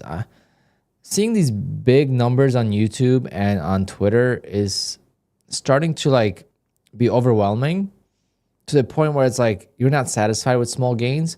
But then you look at the payout leaderboards and you're just like thinking to yourself, like, you don't see the people that are posting huge P&Ls, you don't see them on the leaderboards most of the time. Obviously some do make it, but in general sense, the daily P&L does not matter. Like, if you start to realize that the daily P&L doesn't matter, it's about long term with multiple accounts, and you start doing the math, it becomes insanely satisfying.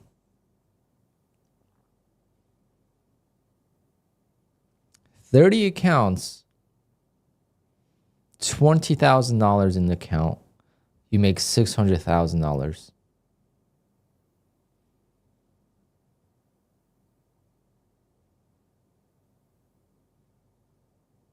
And then you ask yourself, is it really that difficult to make $20,000 in 6 months? Because in 6 months, you know, you're going to be unlimited payouts already. And you'll be able to take the money out. Usually it's less than that. But like, if you just break it down for 6 months, and this move is just, I just don't have any words. This is the move I wanted the whole time.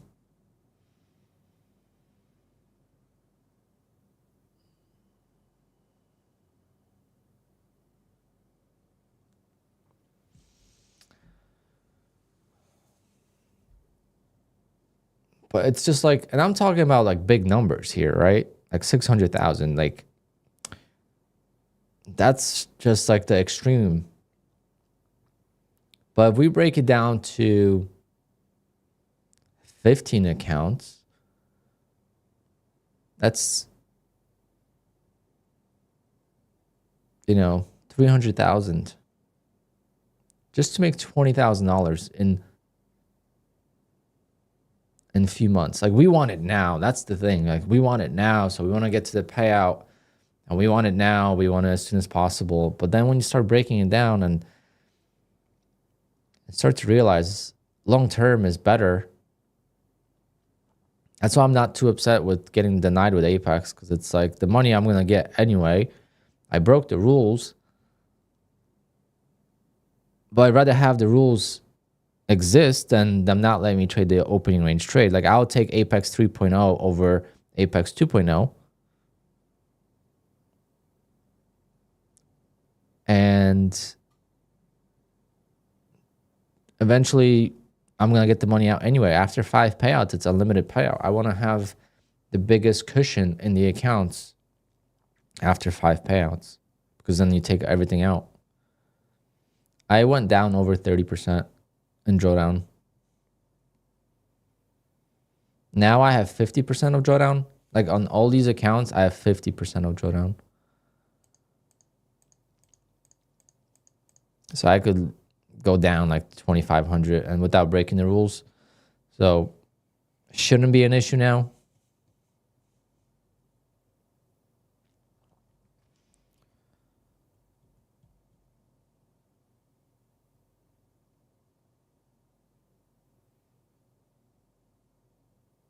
Yeah, but you know who I gotta give credit to that too? Like you guys might like find it shocking, some of you, but I give credit for, I mean, I've always knew this, right? That's how I started 2024 with, but like I always wanted to get the biggest numbers per month, whatever, like I could, because I knew like the way I was trading, it was hard for me to stay consistent. It was hard for me not to blow an account. And it still is. It's just the opening range trade, I figure out a way to prevent that. So at least I put myself in a better spot. But the reason why I started to think that way is because of Patrick's payout. Patrick took out 600,000, and then you just break it down. How much money did he actually have to make 600,000?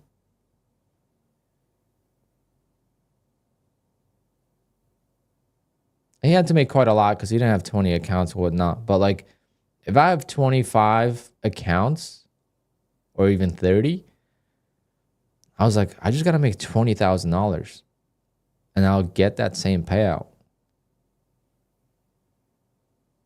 And does it matter if I get it in March or do I get it in June or August or October?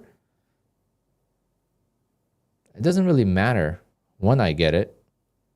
That's the like one paycheck like that in a month, and I'm talking about big numbers here again. I'll be happy with 300,000. Yes, blur effects, but all that aside, I'm thinking about myself right now. I saw the payout, I saw the account, and I just did the math, right? I'm not talking about how he got there, how he traded, none of that. That's his business and what he does. I'm talking about myself. Again, everything I do is about myself because I don't want to teach anyone how to trade, and I don't want to influence anyone to really do anything the way I do things. I just want to share my experience and what I'm thinking out loud. Like I'm just thinking out loud. So I just traded for 22 days. Okay. I made 5,000, let's say 5,500, 5,500 on average. 5,500 in 22 days. That's 250 per day. Okay, because there's gonna be losing days in there. So that's 250 per day. I multiply that by 100 days. That's $25,000. 100 days is 5 months. and then you multiply that by 30 accounts, that's $750,000. And what's stopping me from doing that besides myself, right? And my ability to call it a day when the opening range trade doesn't work. That is the only thing that's stopping me, is myself. Like if I go on tilt the day the opening range trade doesn't work, which could happen, right? That's the only thing that's like separating me from, that's with losing days. Because I make around $450. I mean, 400 to 430 on the winning days.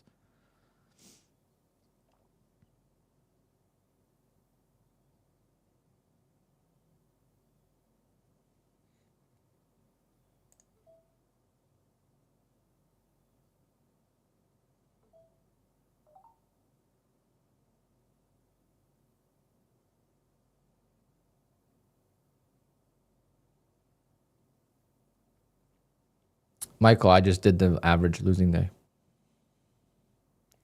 I just did the math on $250, not on $400. I said this yesterday too. You know, someone said like, oh, if you make $400 a day, that's, you know,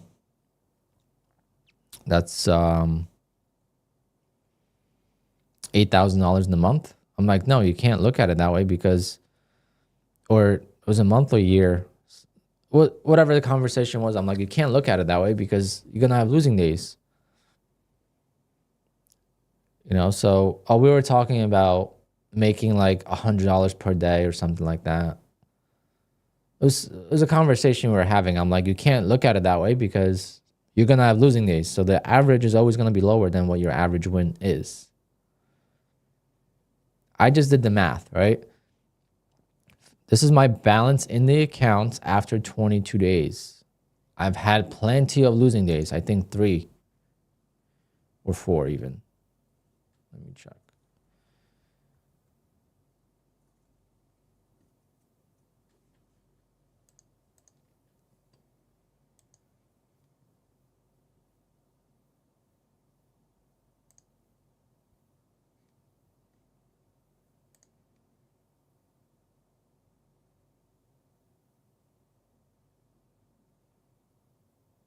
I had 3 losing days on this account.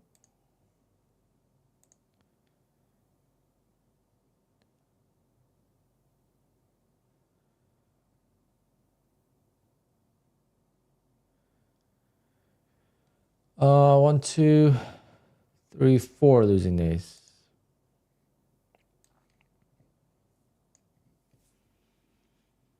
1, 2, 3. This was a break even. That was a flip before a payout, and then 4. So I have 4 losing days.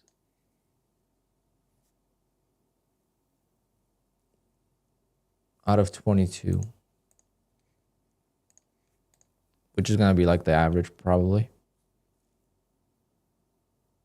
Exactly. So it depends how bad your losing days are. And mine are 750.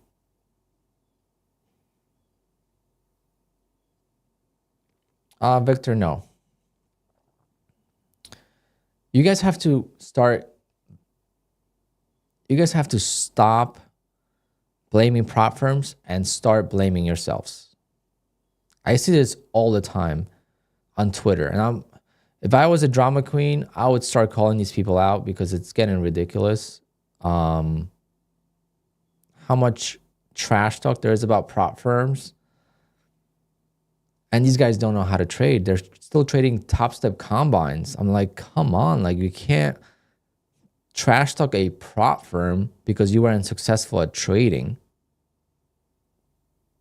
You never even got to the payout. So why are you complaining about it, Apex not paying out to other people when you don't even know what it takes to get to a payout and how easy it is to break rules that they have, because the rules are very strict.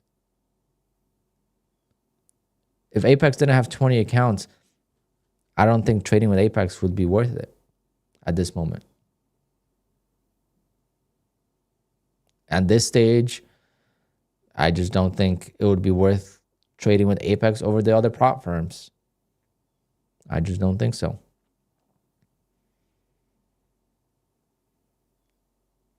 That's why Top Step is the best, no rules. Yes. However, they have a tough eval stage. And not having any rules, you have to play the game of not being greedy. Right? So I know a lot of people that struggle with Top Step because there's no rules. So there's nothing to target, right? There is no target for a payout. So you're going to push as hard as you can. And a lot of times just push too hard.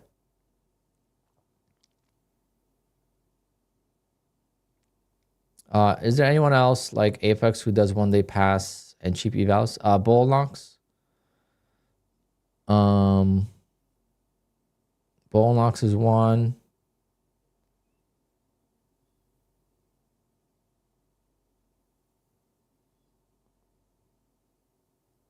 I don't know. Good question.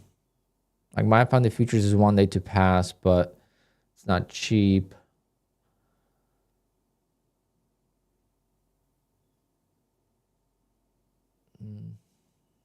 Tradeify is one, but they're not cheap.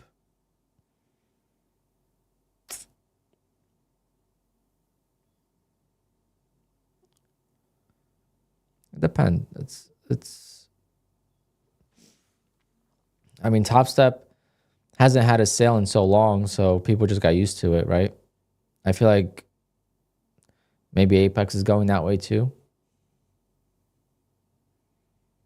Oh yeah, if Top Step took out the 50% consistency on the eval, I would always have 5 accounts with them.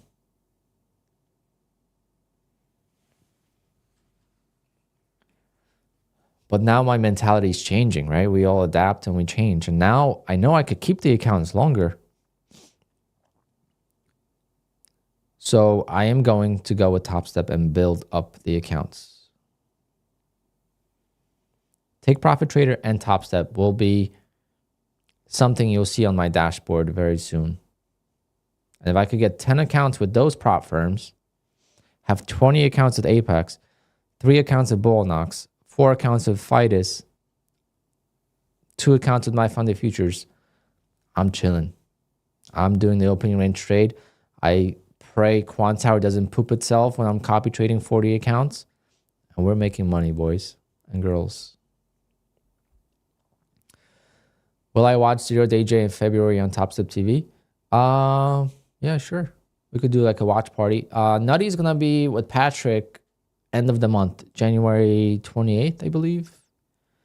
So we're going to have a watch party on my stream. So I'm not going to trade that day. Besides the open. And then I'm going to watch Patrick and Nutty. And then we'll discuss that. And the other option is I just don't stream that day because I'm definitely watching. So it's either I don't stream at all or I stream and we just do a watch party.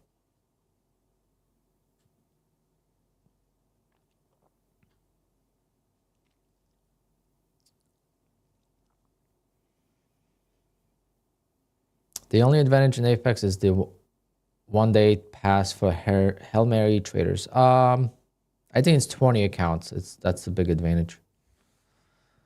But yeah, the evals are the easiest on Apex. The evals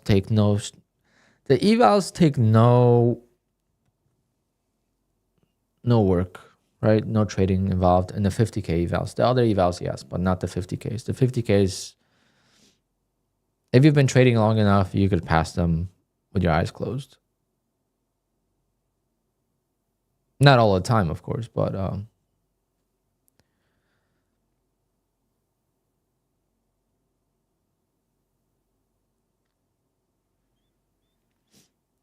January 28th.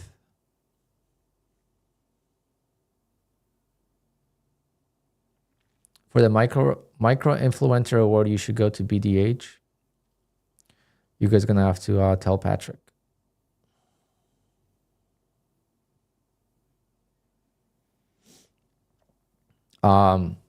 I think if I go, it's going to be later in the year when I have a lot of payouts.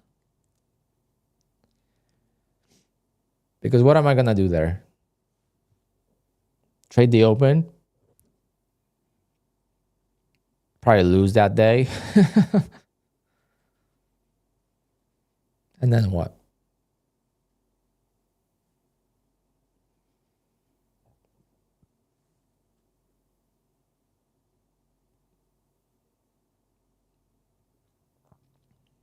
That's why it's hard to find another firm I want to use. Well, Bullnox is 1 day to pass. But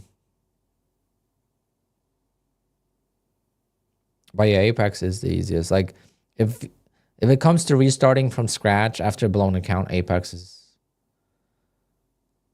super easy compared to others. If they have a sale. If they don't have a sale, then I mean, when you blow an account, you always have 80% off. But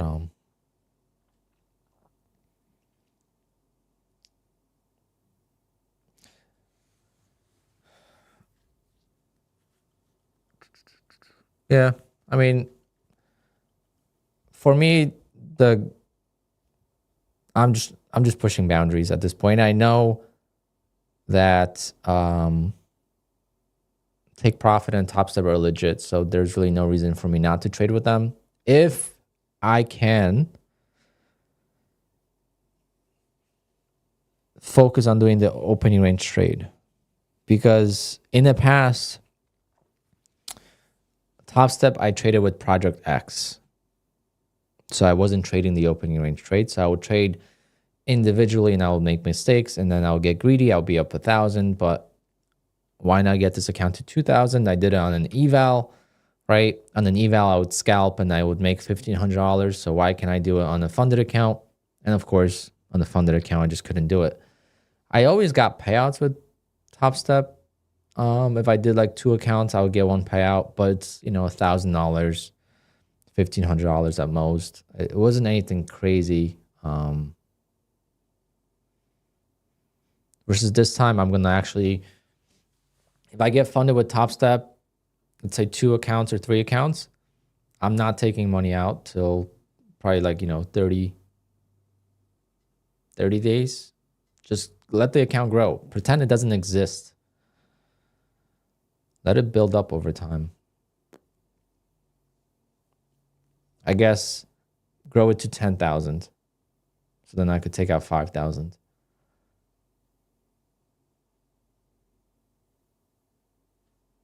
And then with Take Profit, if you grow the account, you could get paid every day. So imagine I have 5 accounts with Take Profit.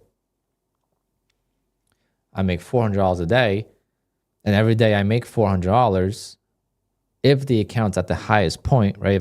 If I take a loss, let's say on the Monday, Tuesday, Wednesday, if I win, I'm not taking money out. But if I'm at the highest point of the account, if I get it to, let's say 53,000 or whatever balance I want it to be at, I could get paid every day.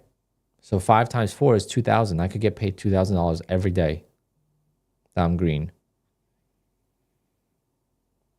Like that's pretty incredible too.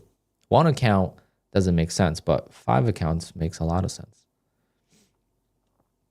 5 accounts they allow. Yeah, I have people in my Discord posting payouts from Take Profit every day. I'm like what's going on here? Take Profit is gonna take a huge step forward with removing the daily loss limit. They're gonna take a huge step forward in the imaginary leaderboard of prop firms. It's all preference. I like all prop firms. There's no prop firm I don't like. The only thing I judge them on now is cost is one thing, but mainly can I trade with Rhythmic and the eval stage. Like Take Profit eval stage is very difficult, but If you could keep the accounts, it's not a problem. You only deal with it once. The problem with take profit is you can't flip accounts, right?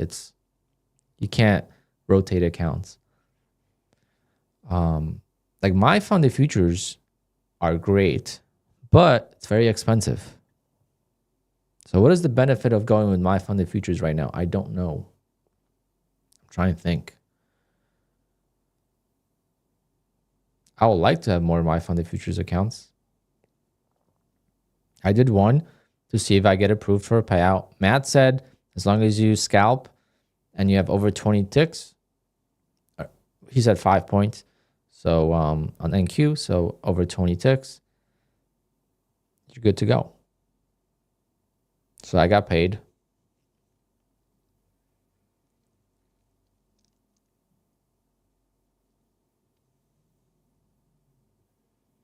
Yeah, it was cheap, right? They raised the prices quite a lot. Yeah, take profit sucks that they have a 20% split. But it goes to 90-10 in the Pro Plus account.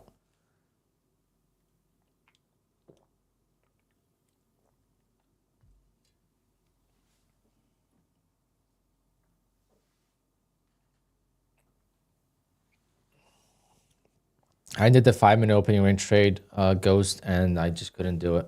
It wasn't consistent enough for me.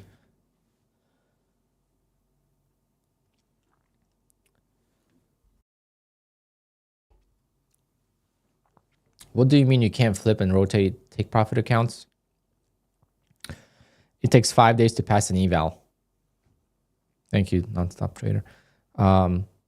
It takes 5 days to pass an eval. So if you blow an account, it takes 5 days to just reset, and that's a long time to be down. 930 ORB is my favorite. And then 15-minute ORB, I'm just going to do on my last Tradeify account that I have standing. Out of 2. I blew 1 today.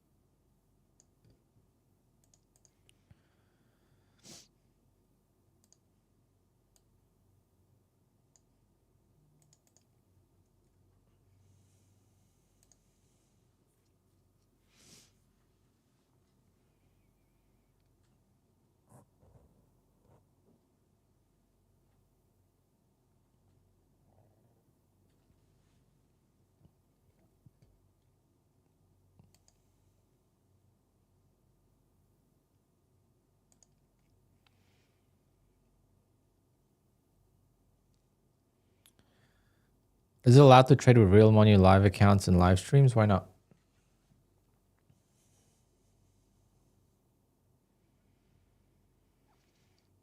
Michael, not really. It's not that simple. Yeah, now there's an activation. Is opening range trade okay on Apex as long as you're adding the stop? Yes. Which prop firm bans you for failing too many evals? I don't know of any. That's how they make money.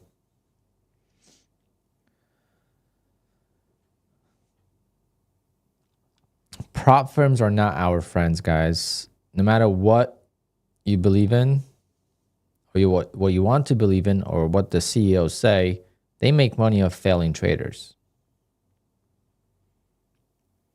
But in order for them to be successful, they got to pay for traders that are making money, right? So when someone gets a big payout, that benefits them because now they can advertise that. And it's just a game that exists, you know? The same thing as trading real money.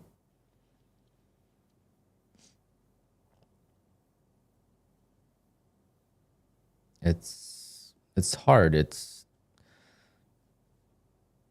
actually trading real money is more difficult.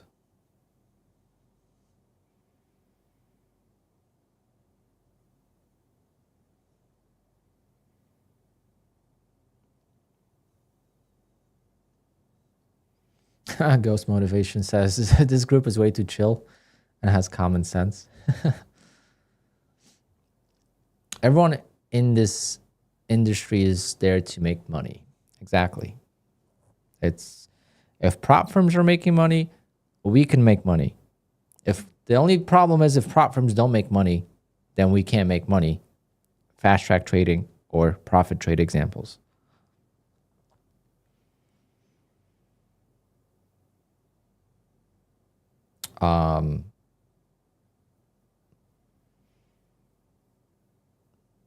Up 548 on this eval. A little bit more profit would be nice. After blowing an account, what are the top 3 prop firms to get back up fast? It's hard to say. I mean,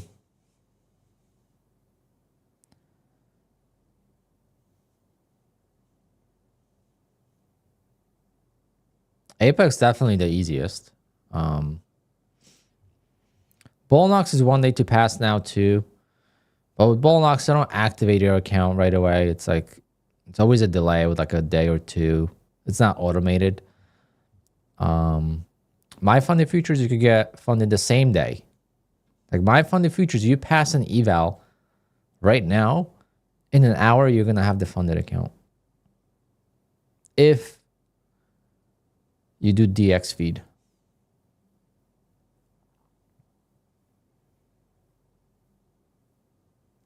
You need 4.1. No, Black Magic. Sorry.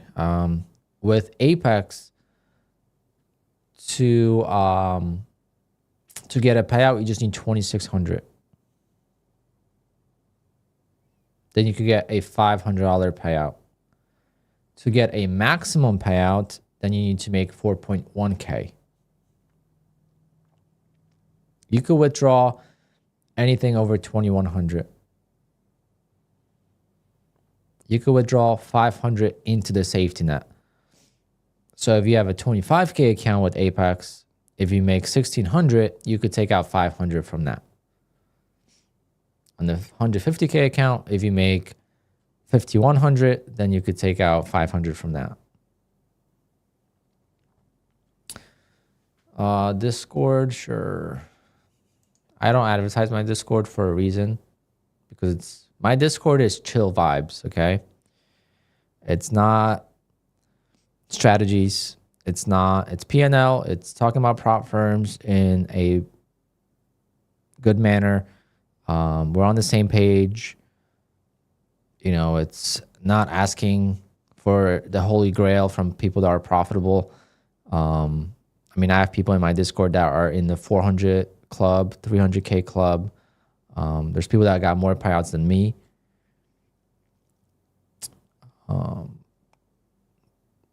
So if I just left it open, it would just get, you know,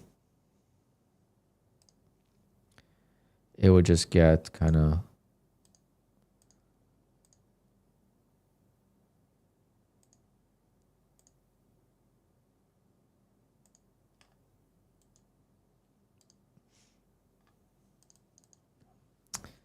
that didn't work.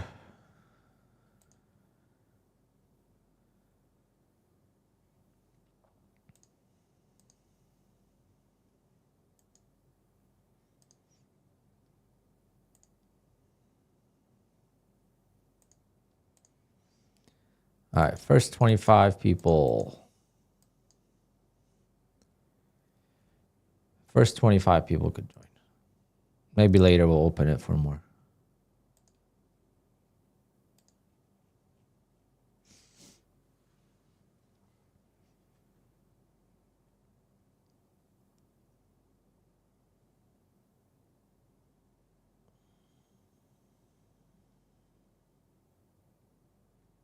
I see you guys joining.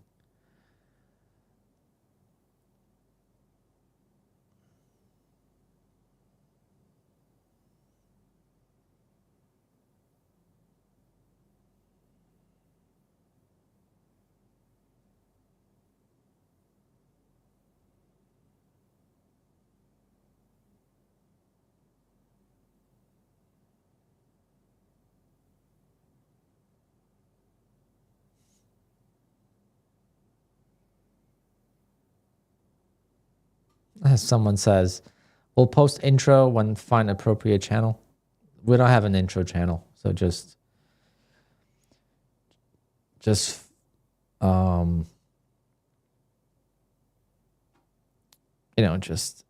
with the flow.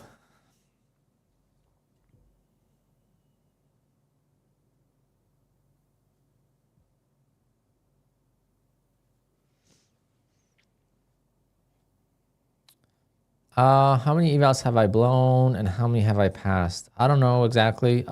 Apex is almost 600 and I've passed half almost.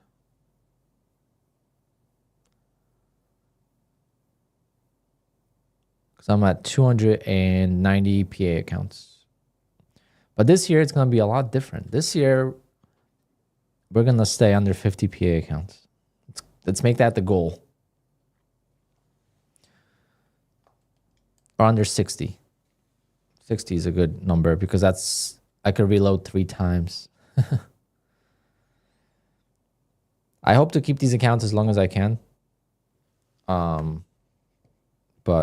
in the past, I didn't really care.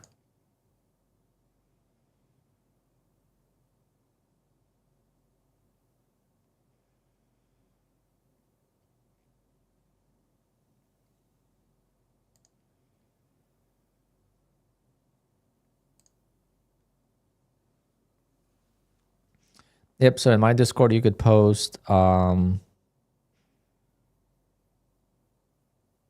payouts, your P&L. There's a lot of talk about prop firms and comparing prop firms, whatever fits you best.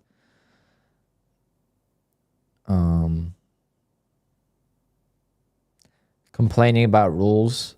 If you ever complain about rules about a prop firm in my Discord, you're most likely going to get roasted by a few people.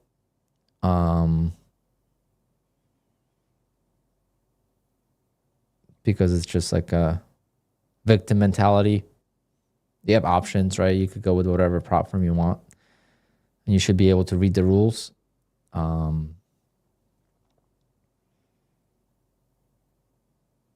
besides that, it's chill vibes. Back down we go.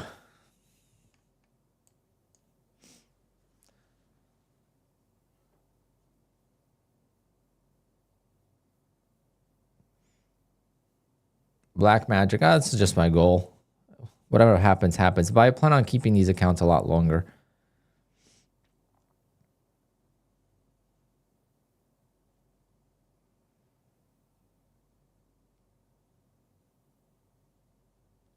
Still holding my shorts from the open. Damn. What prop firm are you with?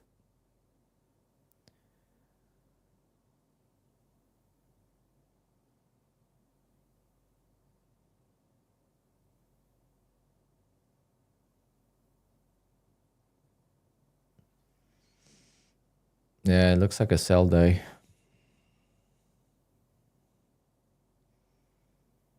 Apex evals, and you didn't hit the drawdown on this bounce? How'd you not hit the drawdown on this bounce?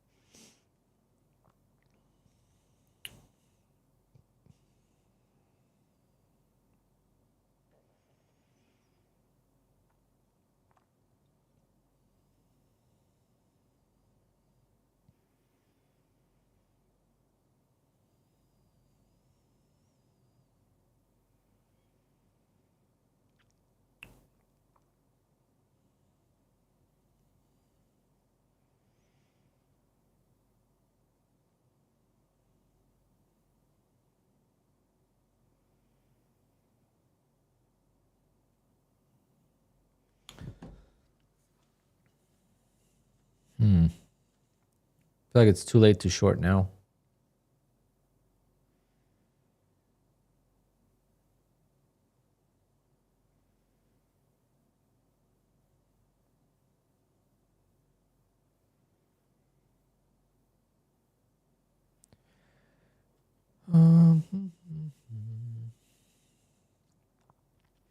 Got 548 profit. I would love to get this to 1500, but I think that's a risky game. Because if I got this to 1500, then I could just do the opening range trade 3 days in a row and get funded. I don't even need 1500. 3 days in a row. Actually, yeah, I do need.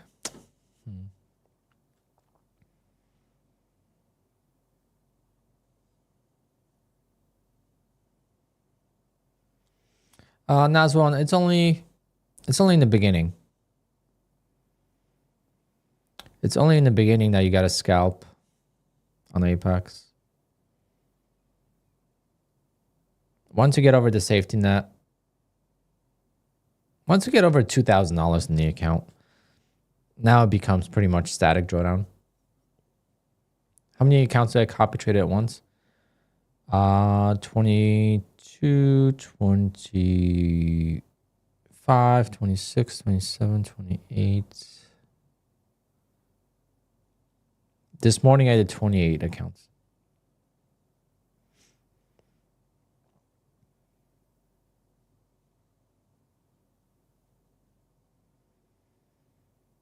Because I'm doing evals for take profit as well.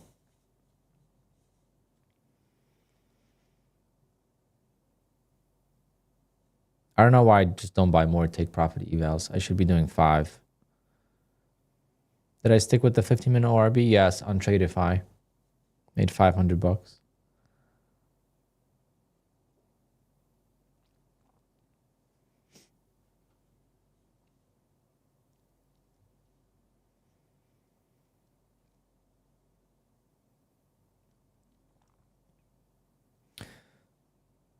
Yeah, Pedro, but I lost one Tradeify this morning, and I have one more, so I bought 2.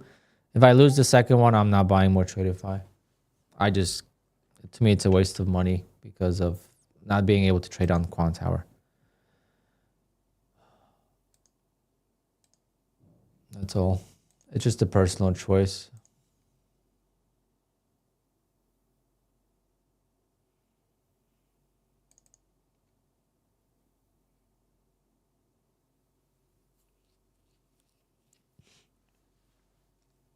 How many days till big Apex request?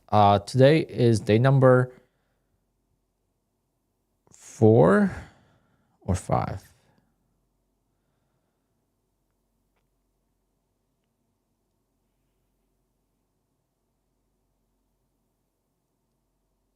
Today is day number 5 and day number 4 green. So I need one more green day.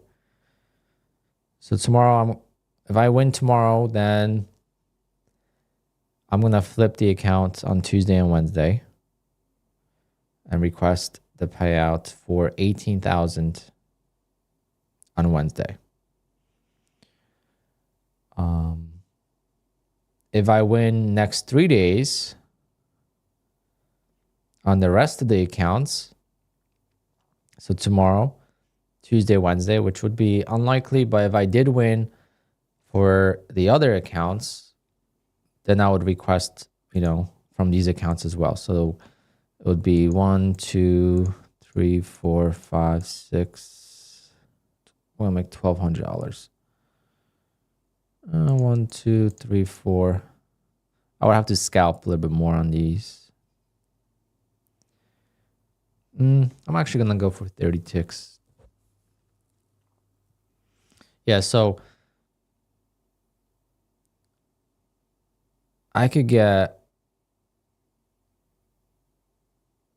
but I don't have to request it all at once either. I could just wait extra few days, so I'm overthinking it now. So 18,000 on Wednesday and then maybe another 5,000, or maybe I'm just gonna wait, because if I request on Wednesday, I got 1, 2, 3, 4, 5, 6. I won't be able to request again in January. Yeah, so if I won't be able to request again in January, then I might as well just grow these accounts to a payout. Thinking out loud what I should do. But we got to get there first. I could take, a loss or 2 losses next week, and then we got to wait another week.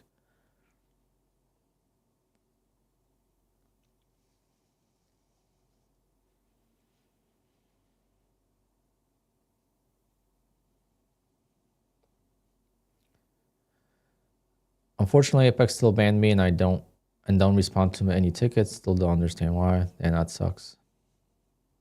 Phantom Trader, no, I did not calculate yet. I probably will calculate later on in the month of February when I'm getting closer to do taxes. I'm assuming it's 50,000. That's my estimate.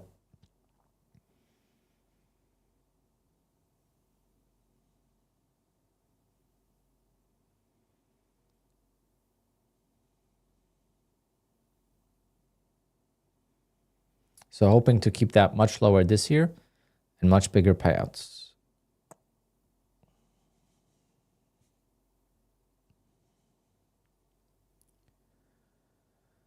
But Pedro, you just got to keep trucking along. Take profit, get Top Step, get Funded Family Futures or whatever it's called. Oh, you know what other prop firm is quick as well? I forgot about them. Is Elite Trader Funding. Elite Trader Funding also has a quick one-day pass type of thing.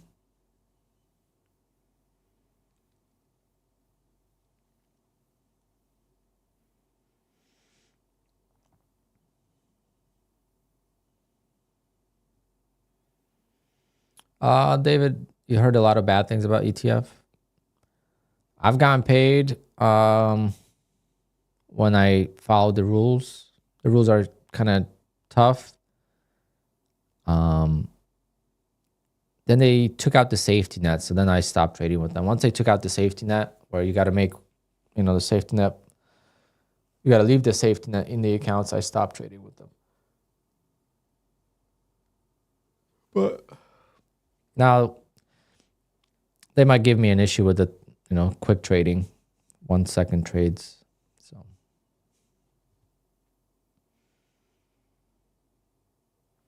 yeah, people like to yeah, I mean, Kellyanne is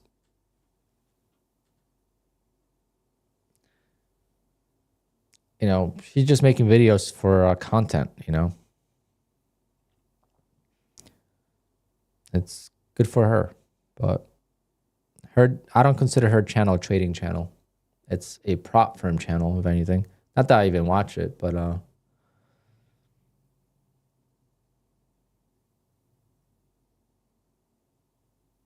mean, I'm not trading with Elite Trader Funding right now, but again, my opinion does not matter. Okay, my opinion of any prop firm does not matter. You're an adult, you could do your homework, and you could try yourself. In my opinion, right now, well, there's one prop firm that is little, but no one uses them that I know of. But I've heard some things about one prop firm that isn't too good. But besides that,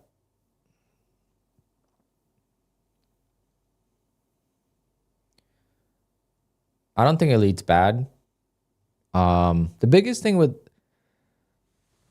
is that some of these guys just run up these prop firms like crazy amounts really quickly, and then issues arise, right? Stay under the, like, this is something you learn in my Discord. Stay under the radar.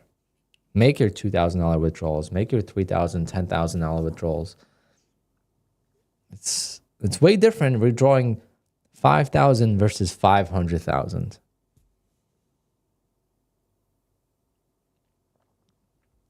That's all I'm gonna say.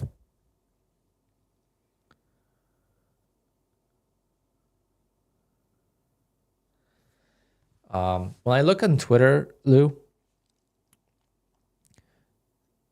and I hear these guys talk shit about Apex, I just laugh, because then I look on their Twitter feed and I'm just like, wow. No payouts, keep blowing accounts, always blaming something, but they hate Apex. It's like, okay, well, maybe if you just focus on trading instead of drama, you could get a payout with whatever prop firm you love. But that's the problem. A lot of people broke rules with Apex. They got denied and now they're pissed. You know, it's a victim mentality. Oh, I feel better because I could say the prop firm sucks and it's not me, it's the prop firm. So I feel better about my trading. You know, it's just the victim mentality. It happens in not just trading, but in life in general. Like, I want to work at Burger King, but I want to get $50,000, salary. Because how am I supposed to support my family if I'm going to work at Burger King? Maybe you shouldn't work at Burger King to support your family. Burger King should be, like, the managers maybe should get paid a little bit more, but it's an entry-level job. You don't deserve to get paid that much. You could get replaced by a robot. So be happy that you even have a job, you know?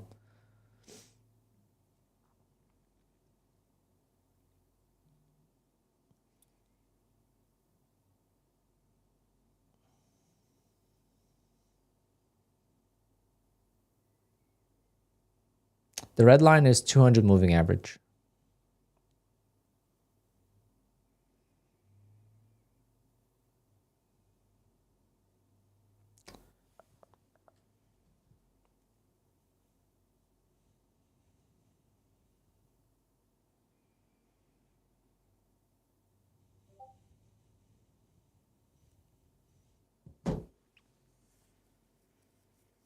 No giveaways today. Maybe next week. How about next week if I get the payout approved?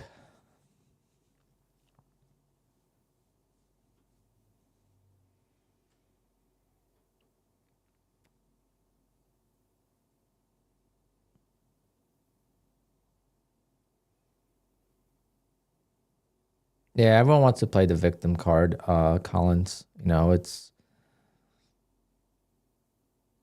I went through a lot last year and I've seen it. People blaming me for, changing Apex. People blaming me for showing a very dangerous trade. I'm not going to mention the person's name. Just zero, like, it's all about, the market, and it's always about something else, not them. My opening range trade. Because my opening range trade, I used to lose. Let me show you guys a recording from my first loss of the year. But see, like, I never taught it. That was the thing. I never taught my opening range trade. People tried to just replicate it. And they let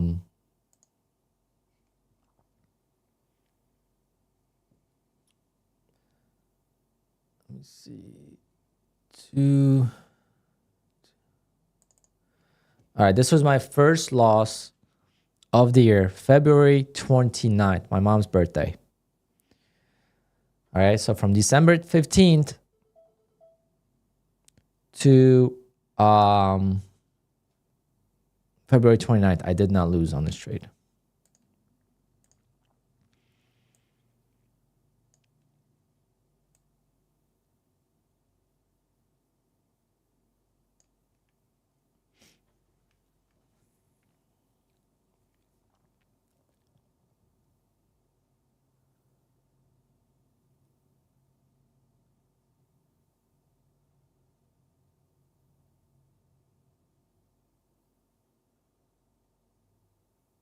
Market's about to open in 5 seconds.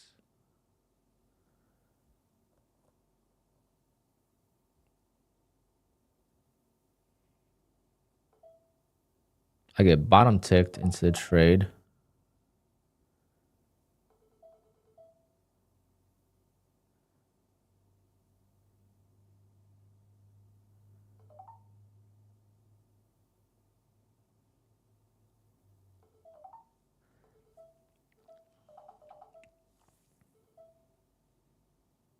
So I was trying to add and work out of the trade.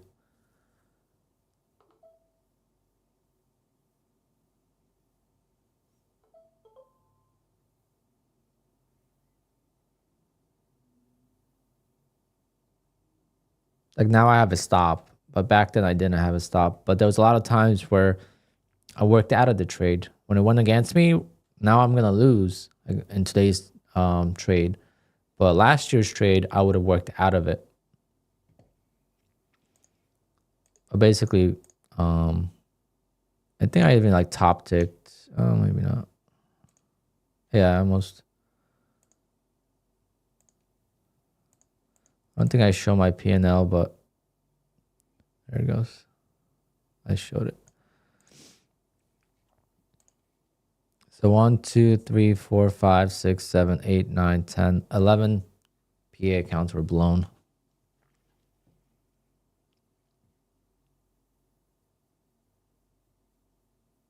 I didn't even trust the, after having such a long span of winning, I still didn't trust it that much, like fully, you know?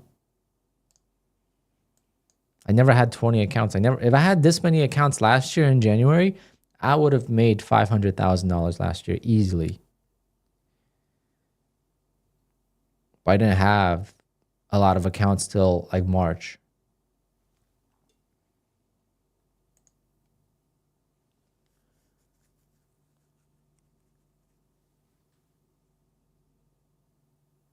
How can I get my money back from fast track trading? You can't. We all have to oh,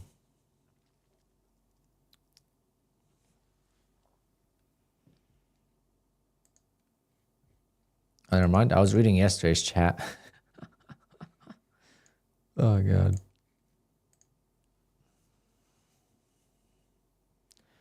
In hindsight, my range was too wide.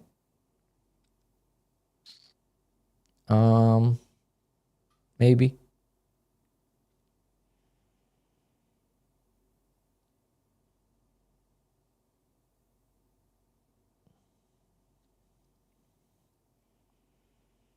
I use a 9:30 opening range trade. I haven't had success with the 5-minute, but I like the 15-minute too. I think the 15-minute, I just need to figure out a better way to manage my risk, I guess.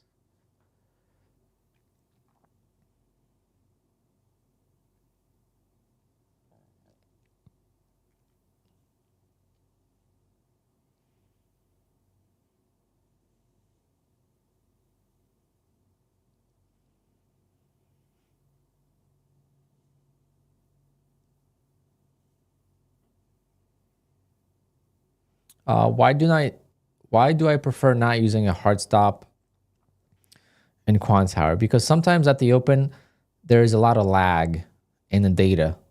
So I don't want to have the stop order triggered by some random instance. It could happen. I've seen it. So I prefer to just do it manually. It's only an issue if the market's super, super volatile. If it's not super volatile, I got plenty of time to move my stop.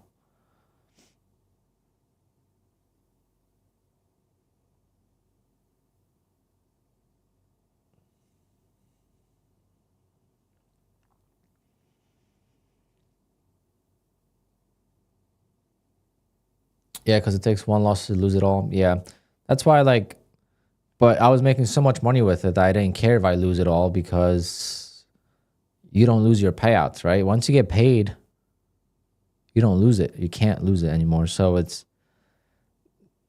I was playing that side of the game because my goal was to make $150,000 last year. So I didn't care if I would blow accounts as long as I was getting consistent payouts and my fees were covering my where my fees were covered by payouts. I didn't care to get new accounts. Now my goal is a little bit different. We adapt, and math and just being forced to adapt as well. I think that's another thing. It's like I was forced to adapt to use a stop loss.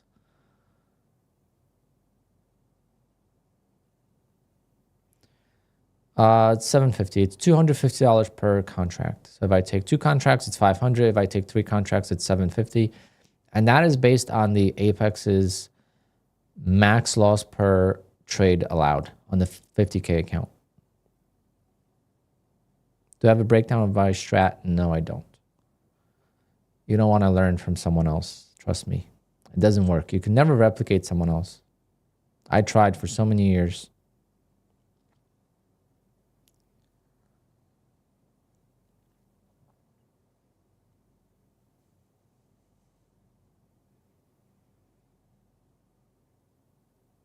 No, I would go with 2 contracts first because it's a scaling plan.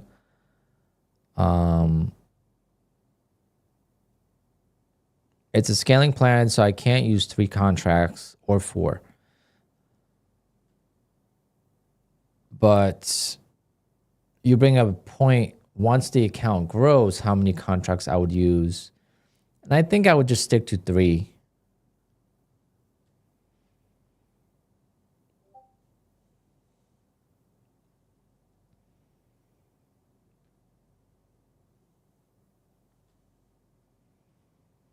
I don't see myself going to more contracts anytime soon.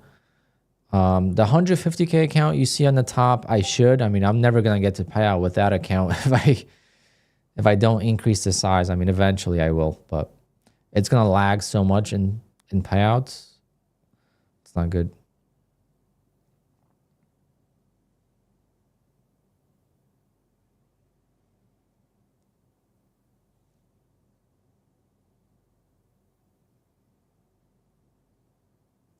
Not sure what you're talking about, Ghost. I think we're talking about 2 different things.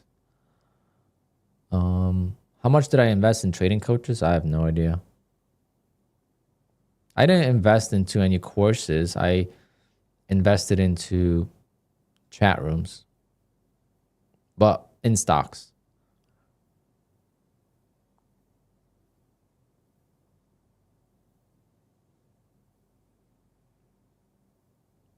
The one thing I learned is watch what people do and not what they say. That's like the number 1 thing I learned. Like watch what people do and not what they say, because what they say is always going to be, the nice thing and what you want to hear. But what they do when they trade is actually a lot of times the opposite. And they're successful. Like use proper risk management. Use tight risk is all I heard in this one chat room. And guess what? Every single guy that was extremely profitable used super wide stops. Like they let the trades breathe. Like you lose the most sometimes when you use tight stops. You're going to just lose, and you're never going to have any confidence in your trading.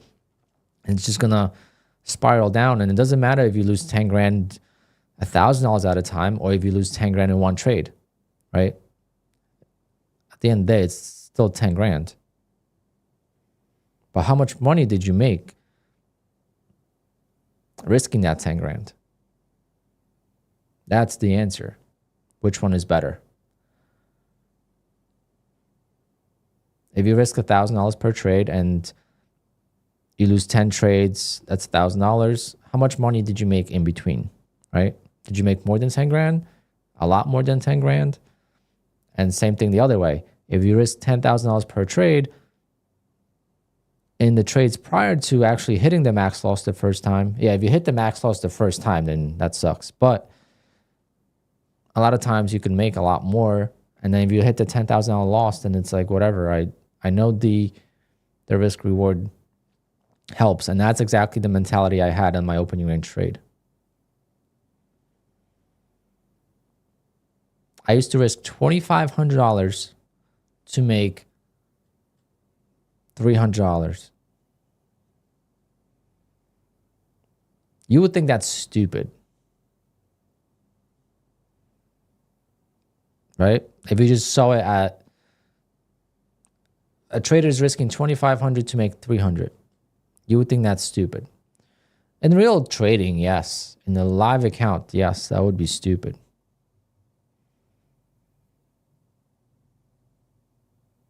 But in the prop firm world, not so stupid. Because if your win rate is super high and you could just get to that payout, then you're making money. Plus, you're only risking the PA fee in the world of prop firms. Exactly. The biggest thing, Top X, is exactly what Lou said. It's because we're not really risking $2,500. We're risking what we paid for the account. That is the biggest, I guess, I forget the term. But that was like the biggest talking point when this whole drama happened with Apex in May, and how I used to talk about wide stops and how I think about prop firms and you know, how I know what my risk is. It's what I pay for the account. It's not what's in the account. It's what I pay for the account. That's just common sense. But of course, I got a lot of heat for saying that. I'm like, I'm just saying, I'm basically talking common sense here. I'm not, you know, it's 2 + 2 is 4. Okay.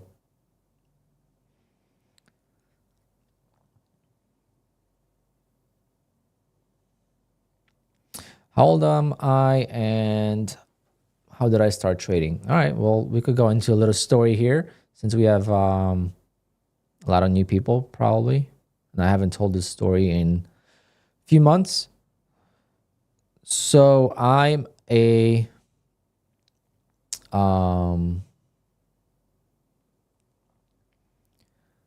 full-time DJ to this day. I am not a full-time trader. And I was supposed to go into med school. I wanted to be a physician assistant. I loved cardiology. I loved medicine. I was an EMT for a long time. I've had people pass away in my hands. I've saved lives. I've seen everything. Actually, not everything, but I've seen a lot of things in life. I've seen life change in the blink of an eye. So as I was being an EMT for a long time, the longer I was an EMT, the longer I realized it's not really for me. Okay, the dopamine levels were just dropping. Like I wasn't like, you know, it's 3 o'clock in the morning, someone calls for an ambulance. I wasn't like excited about it, like in a good way. You know, you have to be into it. Let's put it that way, right? So I just realized it wasn't for me. But what I did learn is that life could change so quickly, right? Life is short. And as long as we're healthy, we should be enjoying life and not dwell on the little things. So what I said to myself is when I graduated college with my bachelor's degree, I was already DJing I started DJing in 2005, 2006. I think like this weekend is 19 years since my first gig I ever DJ'd. I started DJing in 2005, but that was in my bedroom. 2006 is when I first did my gig. I actually DJ'd a Sweet 16.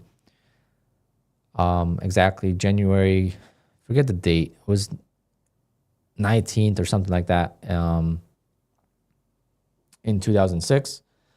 And then 2012 is when I started my own business with DJing. So I used to work for someone. I started my own business, and then I did a business plan in college about the business of DJing. And then I said to myself, when I graduate college, I'm gonna take 1 year off. Okay, I'm gonna take 1 year off from college because physician assistant is a master's degree. And I said I'm gonna take 1 year off. I'm gonna focus on the DJ business full time. I still worked as an EMT, and I worked at a restaurant in the meantime. So I worked as an EMT. I worked at a restaurant once in a while, just to fill in a couple hours, and then I was DJing at the time. But I said, all right, I'm gonna give myself at least a year of full time, and it went pretty well. And then, forget exactly what the sequence was, but I remember thinking to myself, all right, now I got more free time because I wasn't working as much as an EMT. So once things started going well with DJing, so initially I was working a lot as an EMT and in the restaurant to kind of, support the DJ business. But once it started to pick up a little bit, and I started to realize it's going well, I was like, all right, now I got more time because I wasn't working as much as an EMT. And then I knew my EMT license was going to expire soon, and I wasn't going to renew it. I wasn't going back to school for that. So I was like, what else can I do to make some money? I have time now because DJing is at night, during the weekends, and then my meetings with clients are always in the afternoons because all the clients work. So if I meet clients, it's going to be in the afternoon. And I was like, where else can I do? So I was thinking about drop shipping. That was like big at the time. And found trading somehow. I don't know how. All I remember is finding penny stocks. And I'm talking about like sub-dollar stocks, like, 5 cents, 10 cents, even like sub-penny stocks, like triple zeros. And I found that first. And I got myself into like a Robinhood account or whatever it was at the time. I think it might have been Robinhood, I think. And I started investing into those stocks and, didn't go anywhere. And then I found out about what I call penny stocks, which is the $1 to $10 stocks. Okay, so those are like the low float stocks. That's a proper term. Penny stocks are sub-dollar, but $1 to $10 we call them penny stocks, but that's really low float stocks. So then I found those, and I was like kind of trading them, but holding them. I was only longing or whatever, and then that's how I kind of discovered that you could day trade, that you could buy and sell in the same day, whatever. And that's how I discovered trading. And this was 2015 or 16. And it doesn't seem like that long ago. It's crazy. And then I remember buying, it was New Year's Eve. I don't know if it was 2017 or 2015. 2015 to going 2016, or yeah, it had to be that. Because 2017, yeah, my sister got married in 2016. And the same night I bought my first day trading course, my sister got engaged. I'll never forget. Things weren't going too well with my girlfriend at the time. And I was just like, you know what? I'm so into this. I'm going to tell her I'm not going out on New Year's Eve. Whatever. I'm done for now. And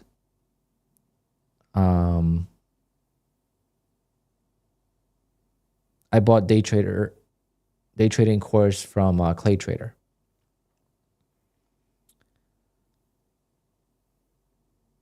So I bought a course from Clay Trader, but it was a basic course. It was about like,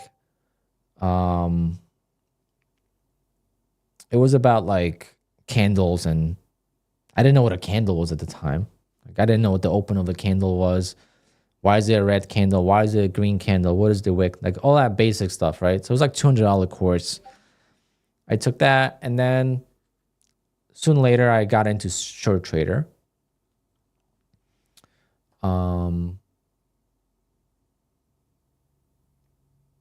Short trader, if you're not familiar with that, it's like an offshore broker that existed to trade stocks. You didn't need $25,000. It was almost like a scam, but not really. Whatever, spend some money in there. Of course, paper traded first. I don't know if any of you guys remember this one guy that went on Top Step TV and I went crazy that they had him on there? Pro Trader Mike. Anyone know what I'm talking about? This happened like end of last year.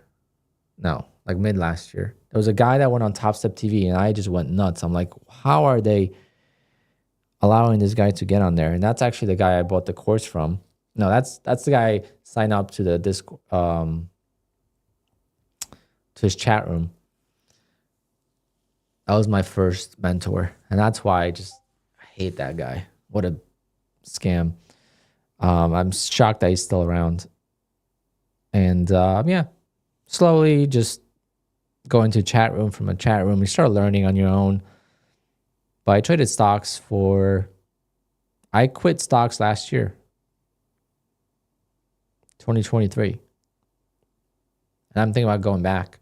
I see all these charts being posted and I just don't know if it's worth it. Like, is it worth to make $500 a day or $1,000 a day now when I can make 10,000 in 1 minute? Like, is it gonna satisfy me to trade stocks and risk money for $1,000? Probably not. Unless I could find a way to trade stocks and make 10 grand a day.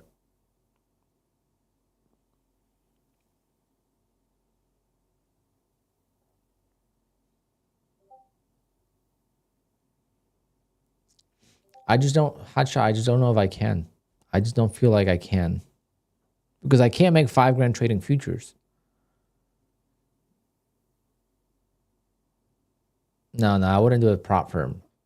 I would do a proper brokerage that could short, because I only short sell stocks. I don't buy stocks.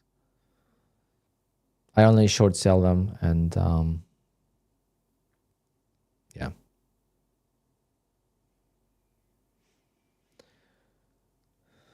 It depends, it's just so many short squeezes now, and you get stuck in a halt. It's like, it's so rigged. It's crazy how rigged the stock market is. We think prop firms are rigged. The stock market's so rigged. Yeah, it's hard to go back when you just leverage multiple accounts. And it's so funny because I was anti-multiple accounts just 2 years ago. October of 2022, I was against multiple accounts. I was like, what's the point of having 20 Apex accounts when I could have one tick account and just trade more size? I don't know what I was thinking at the time, but I guess I was just thinking more like the stock mentality. It's like, if I want more size, I just trade more size. I don't need more accounts. But that was me going from a real trading experience into prop firms. So a lot of you guys probably never traded a live account, so you don't really have the comparison. But the amount of times I almost quit trading is absurd.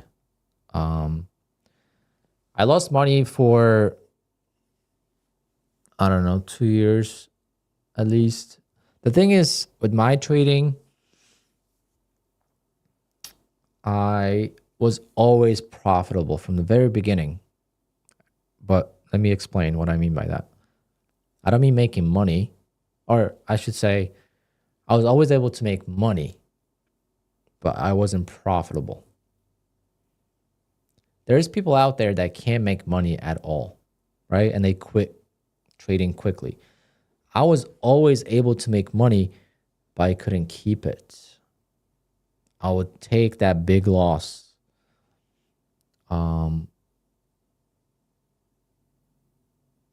once a month, twice a month, and I would just wipe out, most of the work and then make it back and then lose it all.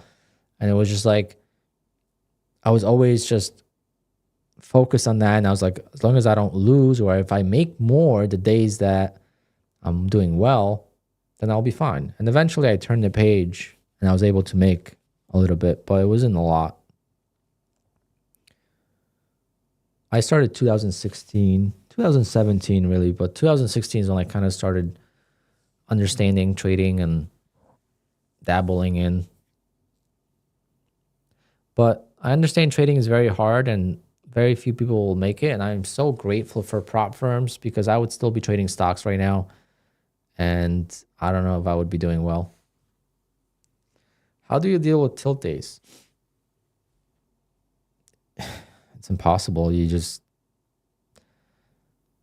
got to go through it multiple times, and it could happen to anyone at any time. And anyone that tells you otherwise, they're just trying to make it again.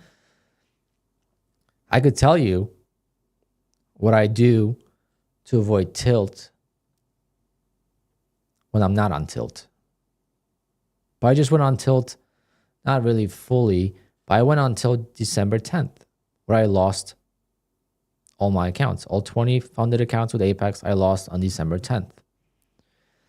It wasn't like a tilt because I didn't have a lot of drawdown in the accounts. But I basically said, I'm going to get these accounts to green now, or I'm going to blow them. And I'm going to restart from fresh. It probably was the right decision looking back, because I restarted. I adapted the strategies. I basically said no more to 15-minute opening range trade. The 15-minute opening range trade, it was causing too much inconsistency in my P&L. I would win on the opening range trade, and I would lose on the 15-minute opening range trade.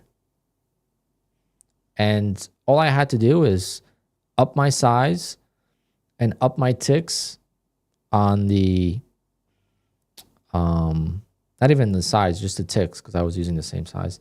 Up the ticks on the opening range trade and make $400 a day, and that's all I need.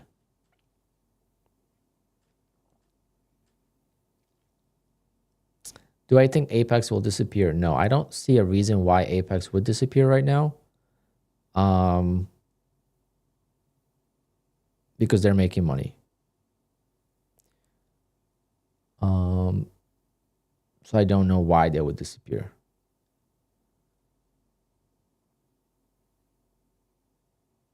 But anything's possible, and they're making so much money, they might say, you know what, screw this stress, I'm done. I'm out, and let's refund everyone that has an active account. Let's pay some people whatever they need, and let's close down the shop. Like that's the only thing that I could see happening. It's like, imagine having $100 million. How much more money do you need?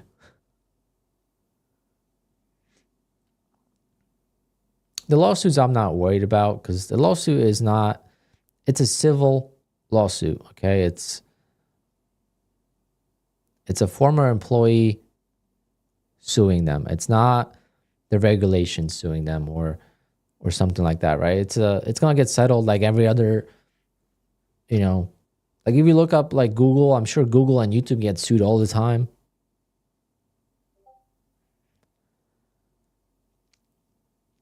Former co-owner, yes. I don't know if he was a co-owner or if he was just on the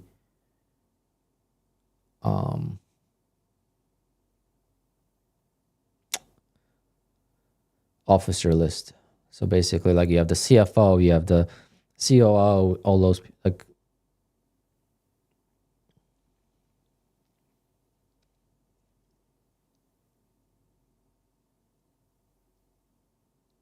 got it. Oh, maybe one day I'll tell you guys how much money he offered me to sign up with them. And he offered me a position at the company, which I didn't know till like a week ago. I reread the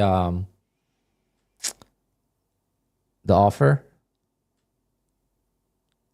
and one of the offers had a position in the company, a high position. So that's pretty cool. But that's just not me. So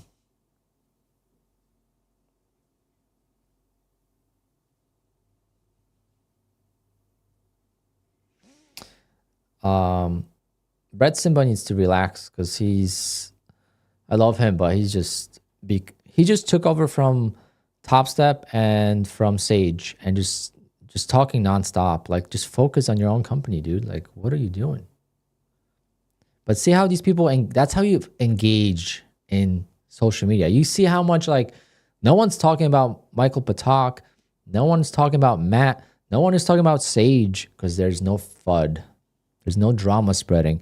Drama is what sells. Drama is what gets attention, and that's why Tradeify is so successful, and day traders are not, because day traders are not on social media. No one knows about them, and it's just a very small company. Versus Tradeify, they took off like a rocket ship. Proper management, marketing management, and advertising, publicity.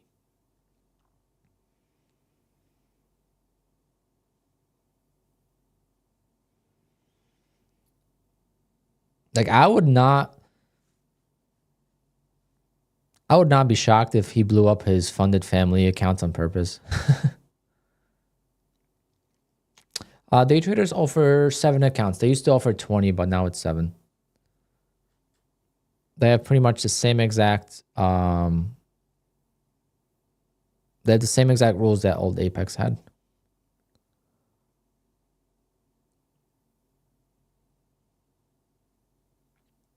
My streaming hours are usually 9:15 to 11:30, but a lot of good conversation last 2 days, so I've been streaming a little longer.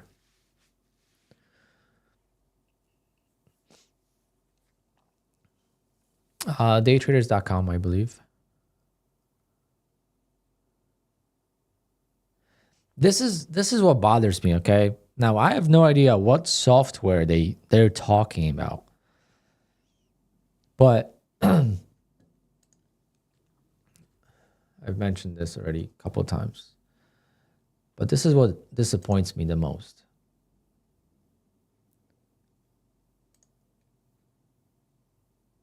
If this is the software we're talking about,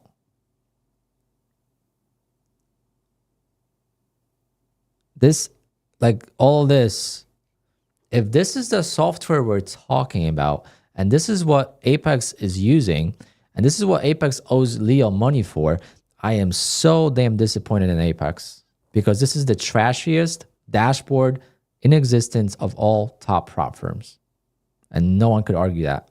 It's the worst system of all prop firms in the top tier. And I wouldn't even be surprised of all prop firms are profitable. It's like, Apex, what are you doing? Your license expired, right? Simple. Your license is expiring. Leo gave you some time to use. Once he left, I don't know how much time they had to use the software. They were supposed to stop, I think, in October or something like that. And they didn't. Or they recoded it,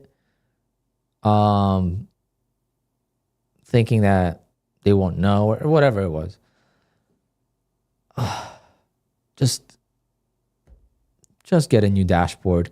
It was your perfect opportunity to use a new dashboard.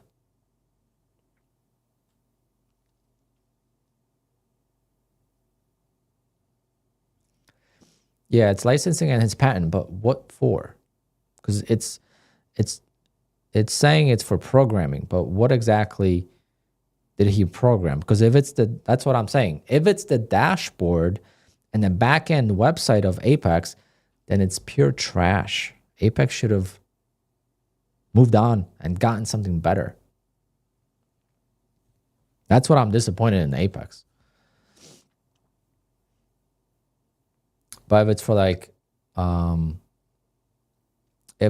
a back end, there's other things like there's other reports that Apex sees. That's part of this, right? We have a dashboard for our accounts. Apex has a dashboard for all the accounts, obviously, but that's the same system.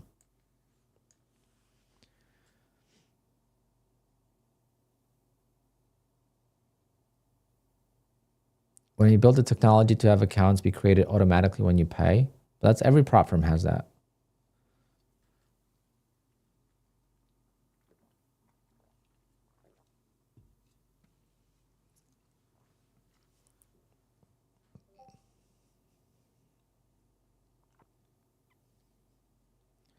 But I don't know. That was just my opinion on this whole thing. But whatever. Not my business. I don't care. I'm here to make money. I could care less what's happening. All these prop firms hate us. They don't want us to make money.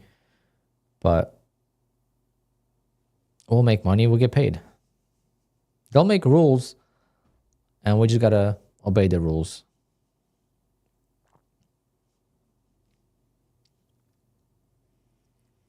When Top Step said they're going to limit to 10 combines a month for the trader, you think that's to protect the trader or protect the prop firm?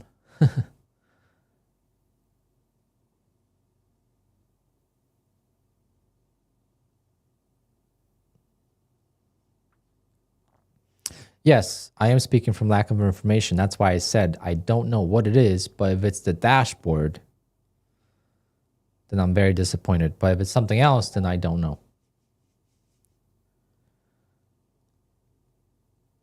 But what I do know is that Leo is rich because he offered me a shit ton of money and I could have bought a Lambo with it.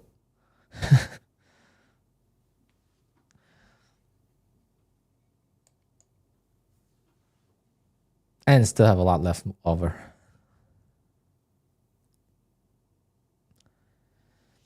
Now, if I took the money, then everything I stand for would just, I would have to just say straight up, listen, guys, I'm sponsored now. I'm going to be trading with just this prop firm. I'm sponsored and I got paid a lot and this is what we're going to do.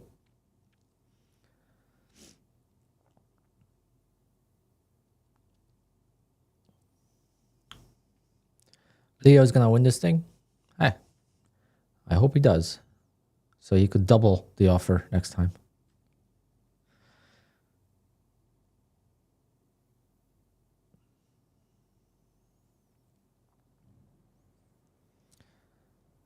How many no, you could only have 10 combines a month on Top Step.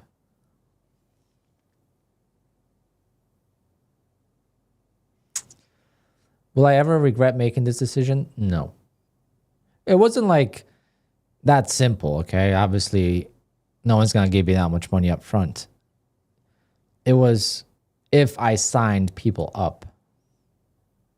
Okay, there's a contingency to it. Plus affiliates, okay? Like now, if you use my Apex code, you use my Bullnox code, you use my Tradeify code, I get an affiliate. This was a sponsorship, a lot of money, plus affiliates. But when they start limiting 10 combines a month on Top Step, I don't know. Wasn't this like recent?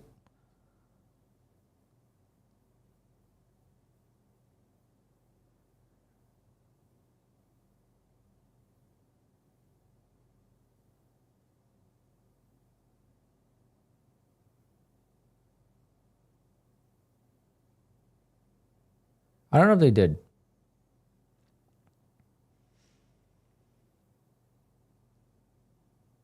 Is it 10x a phase? I don't know. I don't pay attention. I was sick for like a month.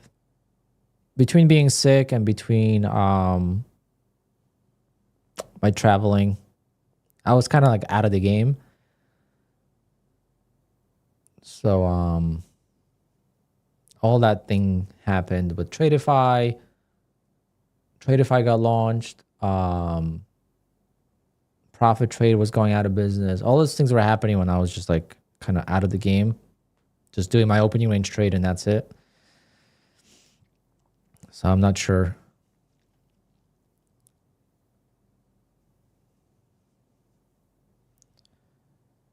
You should have taken the offer. It's how Patrick Whelan started to turn around. What do I need to turn around? Rogue Trader. What do I need to turn around?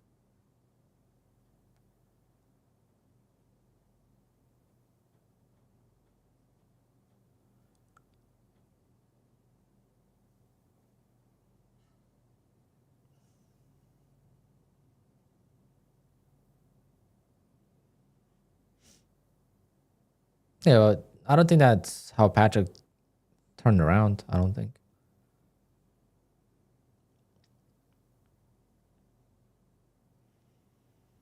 What was the rough number? I think 500 a month.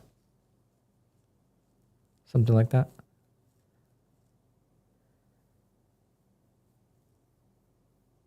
I think it would be I need to trade all prop firms to have a focus on trading on my channel versus prop firm drama. I think that's like the biggest thing for me.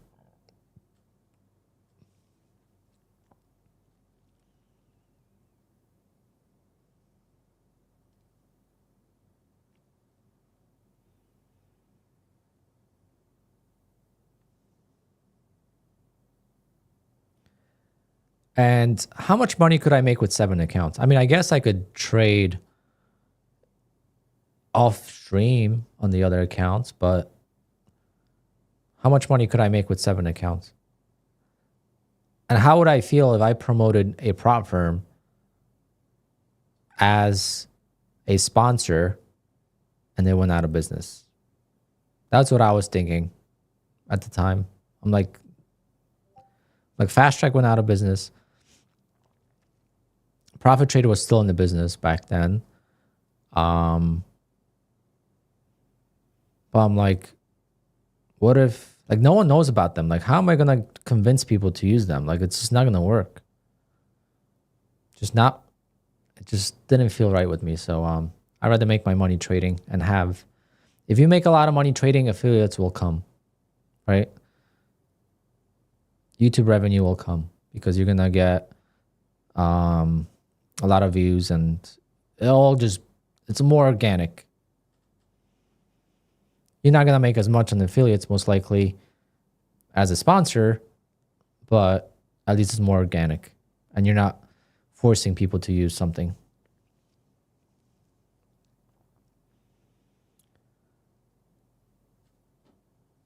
Just tell the story of what happened with Leo. What do you mean, what happened with Leo? I don't know what happened with Leo.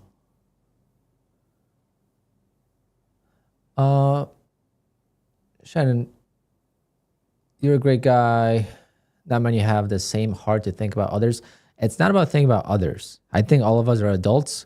We all can make our own decisions, and that's exactly what I want. It's not so much about others, but it's about me, right? Like I said earlier, my channel is about me and what I do. And what I do great is copy a lot of accounts, and I show you, if anything there is, I could show you is that you can make money with any prop firm, and you should not make a victim out of yourself. Unless, of course, the prop firm goes out of business and you have payouts pending, like Fast Track or Profit Trade. Then you're a victim, obviously. But if it's, if it's because you broke a rule or something happened, or if you don't like the prop firm because it doesn't suit your style, like if you don't like trailing drawdown, don't trade with Apex, right? Don't trade with Bull Knox, or go with Bull Knox option 2.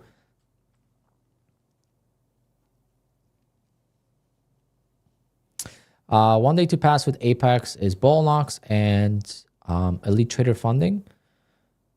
Those are the cheap ones. And then Tradeify and My Funded Futures are a little bit more expensive, but they're also one day to pass.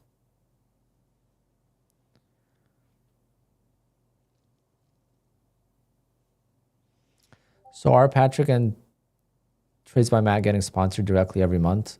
I don't know. I don't know the answer to that. I don't know of any sponsorships from Apex. When they were with Top Step, yes.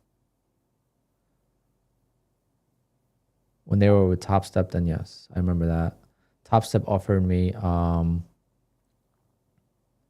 money too. But Top Step offer wasn't great.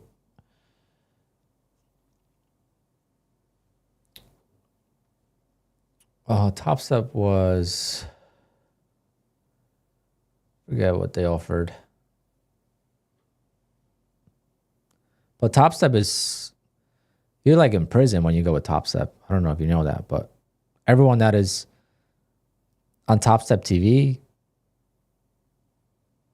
they're getting paid, but man, they got to stick to Top Step and nothing else. They can't even stream sometimes because it would interfere with Top Step TV or be competition of Top Step TV. It's, I don't know. It's their policies, of course. They could do whatever they want. I like Top Step. As a prop firm, I think Top Step is great. So again, why do I care what Top Step does as a partner? It doesn't affect me, right? I think Top Step as a prop firm is great, and I don't like their 2-day evals.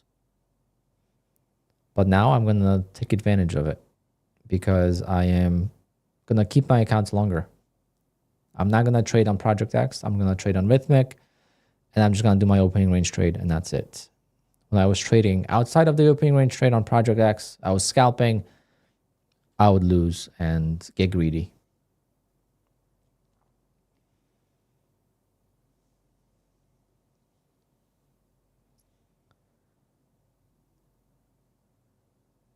I actually haven't tuned into Rip's stream in a long time. I gotta tune in one day. I'm cool with Rip's. I'm cool with everyone, though. I don't. Even people that called me out, like there's one person that was calling me out. I just found it funny more than anything.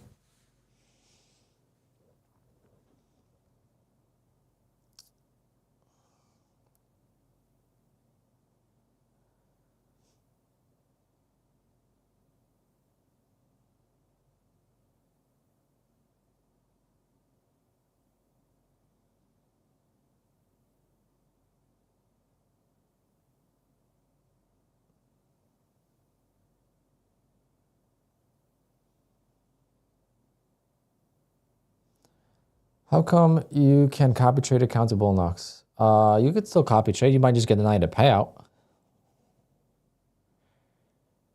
But find me a person that has gotten denied. But this is why I only have 2 accounts. Because if I get denied, then at least I'm not crying about it. Otherwise, I would have 10 accounts of bull knocks slowly. Do I copy trade all 20 accounts at once? I just activated 1, 2, 3, 4, 5, 6 accounts this week on Apex. So yes, as of last 2 days, I'm copy trading all 20. And I always will. All the accounts you see on the left side of the screen are copy traded at the same time, plus Take Profit Trader, plus Top Step, plus my funded futures very soon. My funded futures are ready, but Top Step and Take Profit, I'm working on the evals. Once they're funded, they're going to be, I don't know how I'm going to fit all the accounts on the screen. We'll figure that out.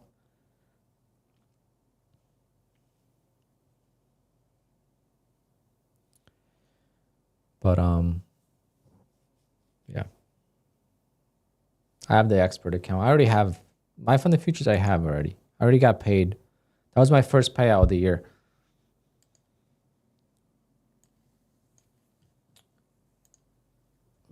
I love the dashboard on my funded futures. See, this is what Apex needs. Like this type of dashboard. So my win rate is 85% right now.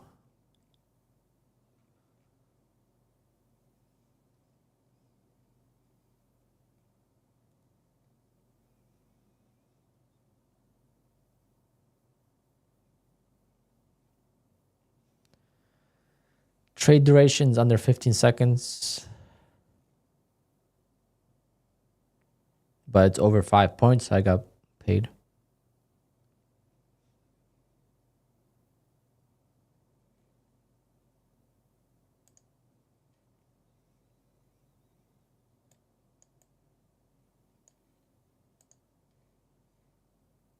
I got paid this day.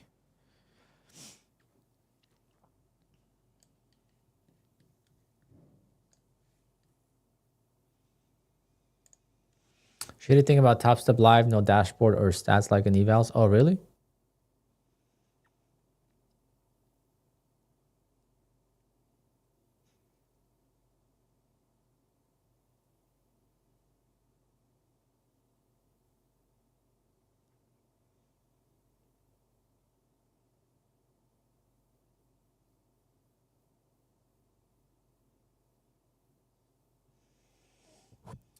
I feel like if you stood with day traders, you would be in a PAT position in the future. I don't know what that is, but I'm not against them. But if I went exclusive with them, then it's not about day traders. It's about being exclusive and not being able to trade with anyone else. That's what it's about.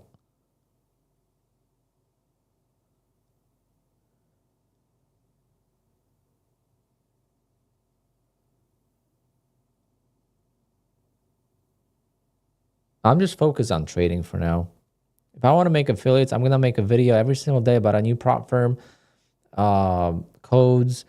I'm going to make a website with codes, Alpine Trading Family or something like that. Make drama videos. That's how you make money on affiliates and sponsorships and make connections. That's how you get yourself known in the prop firm, especially the CEO and the management of prop firms, right? That's how you get yourself known, when you spread drama. I mean, we see on Twitter, we see on YouTube. Some channels take off, some channels don't. I mean, it depends how you create the content. I don't know, it doesn't fit me. My friends yell at me. My local friends yell at me for not posting. I posted 12 videos all year in 2024. I should be posting 12 videos a month.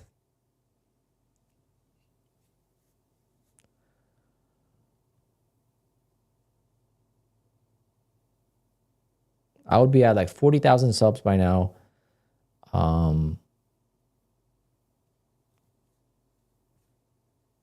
Just would have been massive growth.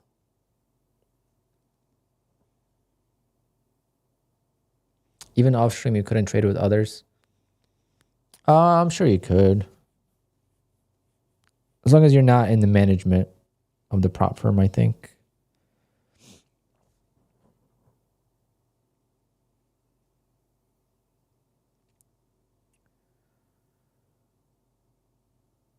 Whatever, guys. Maybe once I hit, 50,000 subs, a better opportunity will come along.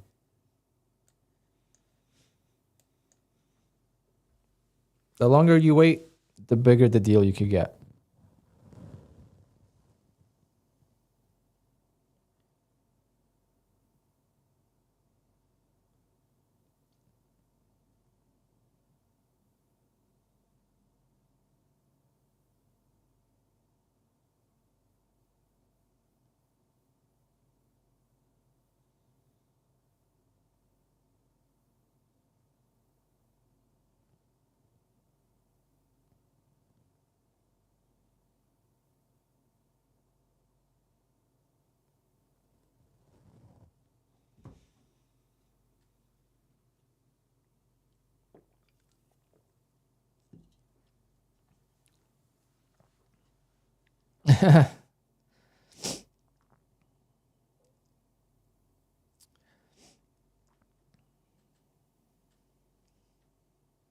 How many approved payouts I have to have in order to remove the maximum payout limit per account from Apex? It's 5.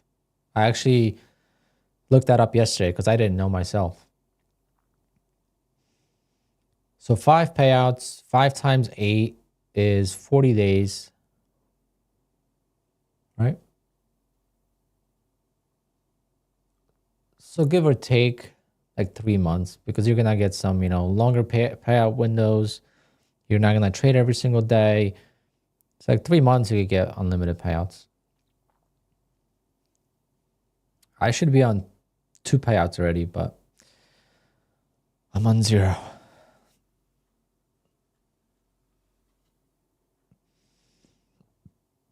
It's all right.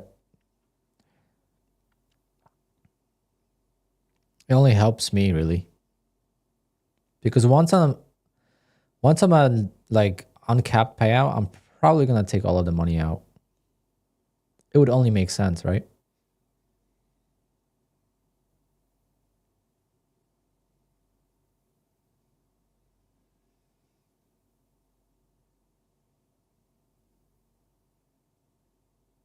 But we'll see. Depends on what I'm at.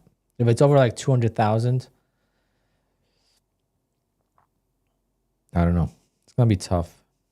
That's the thing, JS. I don't want to be, banned or put in live.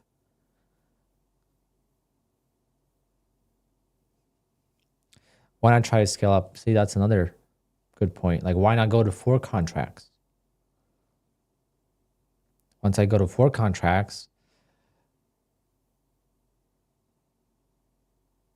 maybe make the 4th contract go for like 45 ticks or 50 ticks.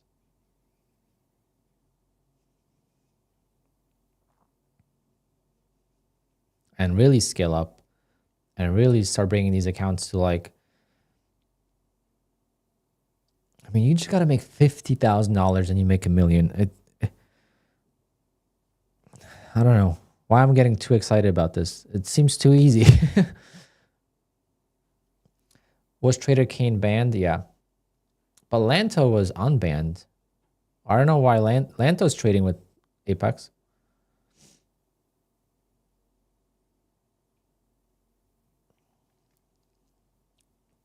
Ryan, yes.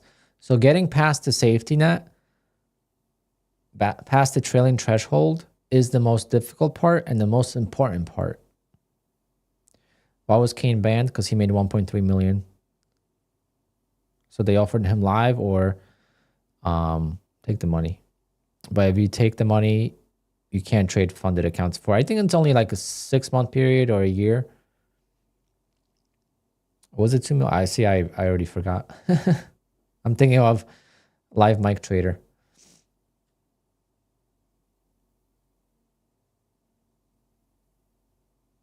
Yeah, it was 2 million. He had like 3 million, but he blew $1 million. Daryl, yes. So getting over the safety net and getting over, the first like hump is the hardest part and the most difficult part, because now just do the math, right? You have, let's start with 10 accounts, okay? Let's not get ahead of ourselves. You have 10 accounts. You're going to get them to $56,000 or 55, whatever I have here, okay? I'm going to take out a $2,000 payout. Now I'm going to be at like 53,500 in profit. I got to trade for 8 days. I got to make $1,000. And then I could take out that $1,000. I could take out 500, but every 8 days, whatever I make, I could take out. So basically, I'll set myself right. 3,500 is the lowest I'll go on the accounts, because I don't want to risk of blowing the account if we have, if I go into drawdown like 3 days. And then whatever you make every 8 days, you just take out up to $2,000. If you're making more than $2,000 in 8 days, then you could let the accounts grow even more. It depends which approach you want to take. You want to take the less aggressive approach and make 500 to 1,000 every 8 days, take that out, or do you want to make, $2,000-$3,000 every 8 days and take out the 2,000 and recycle? But then you're not gonna grow the accounts substantially.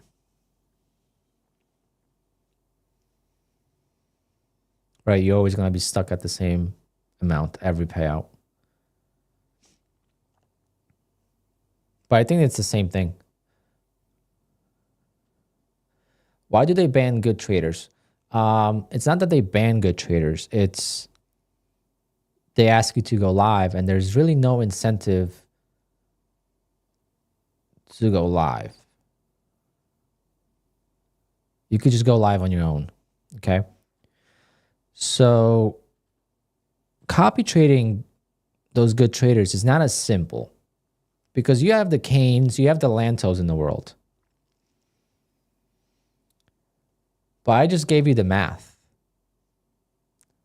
All you got to do is make $50,000 on 20 accounts and you make $1 million. If they copy you, they're not making $1 million, right? They're going to make $50,000 because they're going to copy your one account. They're not going to copy all 20 accounts and then whatever size you use across the 20 accounts. You're probably going to be using like 50 contracts. I use 60 contracts right now on Apex. Like they can't copy me with 60 contracts. And getting to, $50,000 is a lot easier than you would think. It's not like it's one account and I got to grow it to $1 million. It's 20 accounts and I got to get it to $50,000 to make $1 million. So copy trading is not that simple because you don't have to be that good of a trader to get there. And we're talking about an extreme 1 million, but I'm talking, 200,000-300,000 like what I made. People ask me all the time, why am I not live with Apex? Making $350,000. I think I make $311,000 with Apex. I think that's what it was. It's not that much when you divide it by 20 accounts. And of course, I blew so many accounts too. So I think I blew 150 accounts in 2024.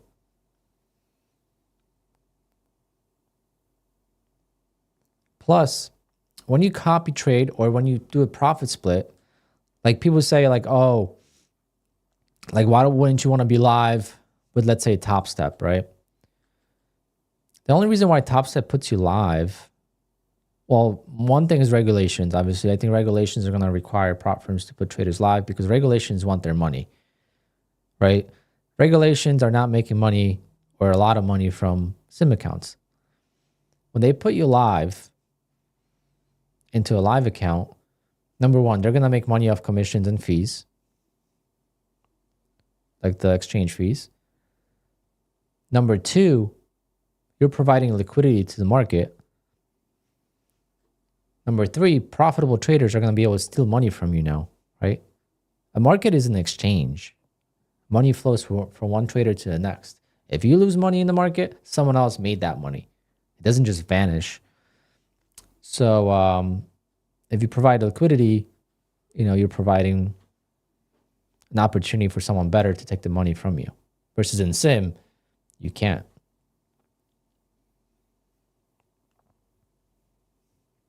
Crypto, I don't have the answer to that yet.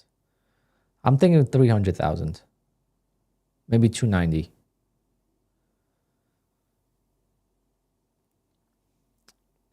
I have not added it all up, and my taxes are not due yet. I don't want to. Will I ever do a video on your strategy? No, because it's not. My strategy is not the point. And you can watch me do the strategy every day, but that's not the point. The point is little profit, multiple accounts. Doesn't have to be Apex. Everyone's like, oh, you got to be with Apex. No, you could do 5 accounts with Top Step, 5 with Take Profit Trader, and right there you have 10 accounts. And the big thing is with like Top Step, Apex is one thing. Now it's a little bit more difficult because you have the safety net, but Apex is one thing. You could restart quickly. On Top Step and on Take Profit, you can't restart that quickly, right?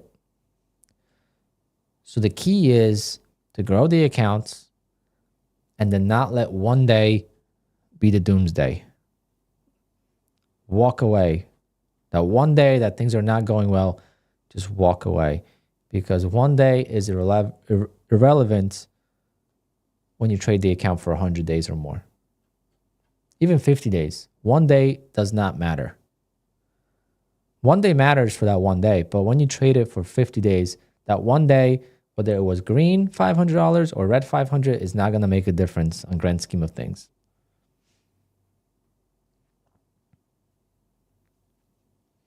So I'm changing my mindset from last year, but it's because the prop firms change, right? People have figured out the game with prop firms. It became too easy to make money in prop firms, and now they're backpedaling a little bit. Last year at this time, prop firms were making everything as easy as possible, as cheap as possible. I mean, Top Step used to have a fire drill, free resets all the time. They would have some sales. Now they don't have any of that because it cost them, right? People figure out the game. Apex used to have sales. The lowest sale last year, we had 71% off. I don't think we went with the 50% off for more than a day on Apex all of last year. It was always at least 71% off. But now it's changing. I added daily loss limit on my TraderVate account and it locks me out of it. Not bad. I'm thinking about doing that on my Rhythmic accounts. Just in case there's some kind of glitch in the data or QUANTOWER freezes on me or something like that. I should probably do that now. So this is how you would do it, okay? You have the account, you enable the auto liquidate, loss limit, and I'll just set $1,000.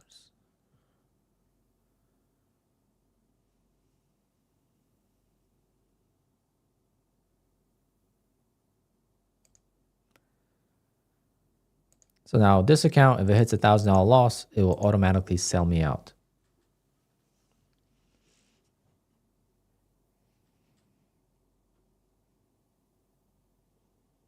I should have that on all my accounts. How do you do on TraderVate? I can't find it. I'm not sure. I know on the live TraderVate account how to do it, but not on.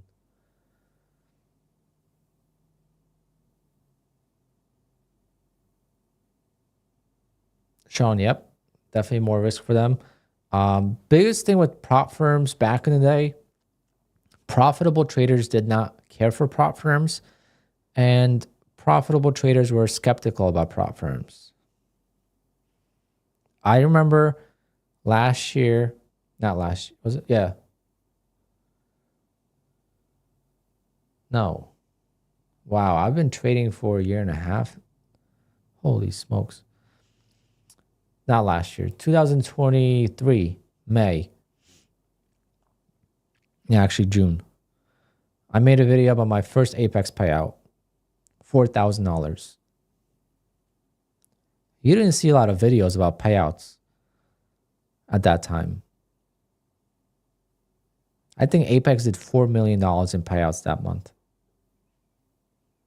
if I'm not mistaken.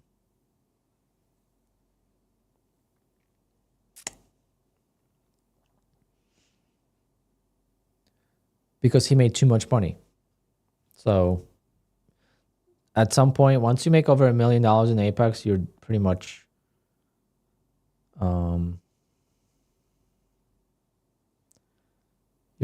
done.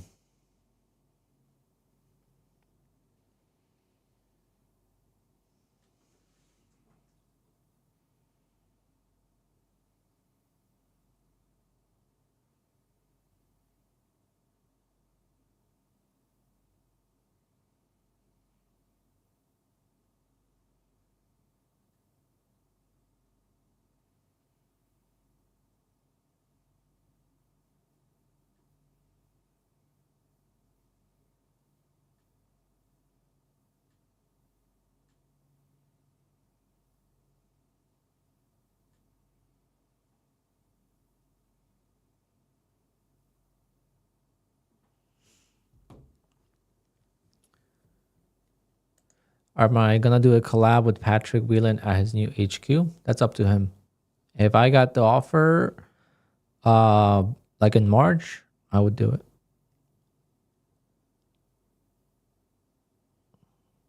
I want to get some payouts first.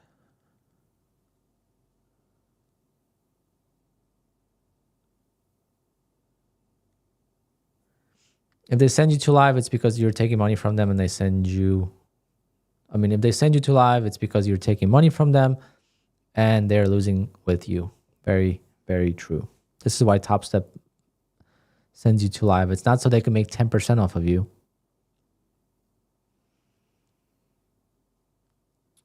No, you can't tell Patrick that. He'll smack me.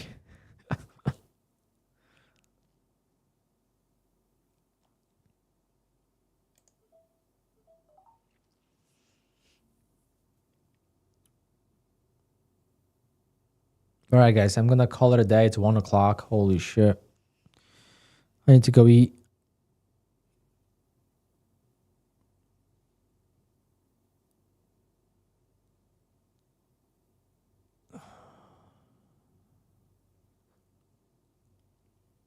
I'm fixing things at my house and it's just like so annoying. Thank God my dad is so handy so he could do it most of the time, but I got to help him all the time.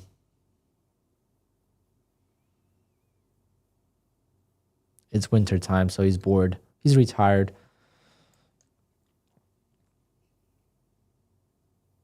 He goes between my sister's house, my house, and my brother's house all year round, and his house. This guy doesn't know how to sit on the couch. He just loves to work. He enjoys it. How much money can you make with Top Step before they send you live? I think 50,000 if you do it really quickly. I don't know if it's boomer mentality because I don't know any other dad that does this.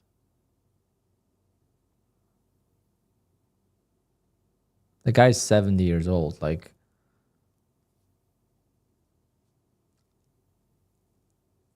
all the dads I know, they like to sit, drink, and chill.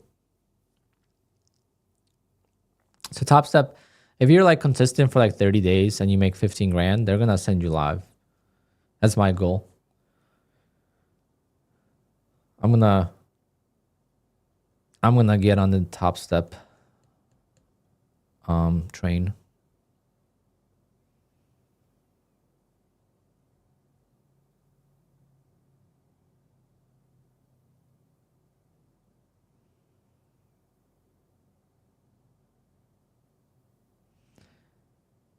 But I still have my Christmas tree up. Maybe I should take that down. Yeah. Just gonna have my mom come over one day.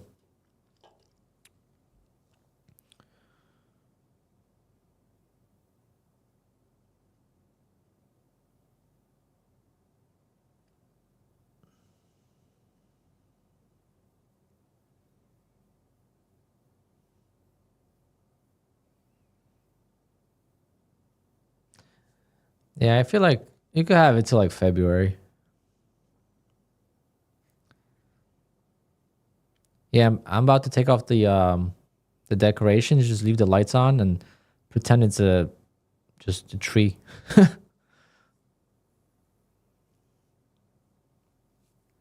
Like Christmas is coming in 11 months. I'll be here before we know it.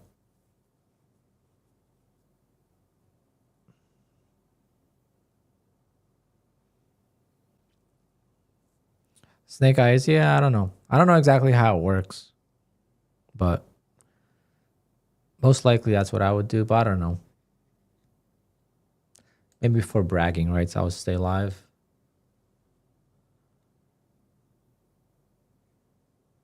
Dakota can't yell at me for being a sim trader the whole time.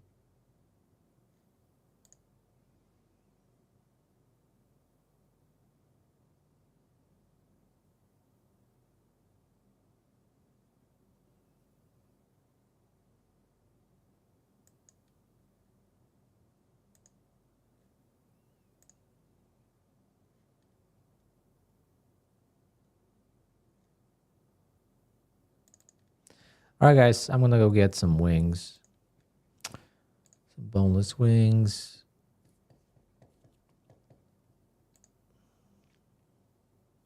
Can you have one live personal account, one live prop firm account?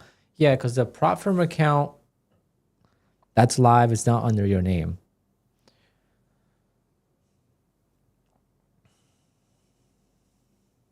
But yeah, the good talks today, guys.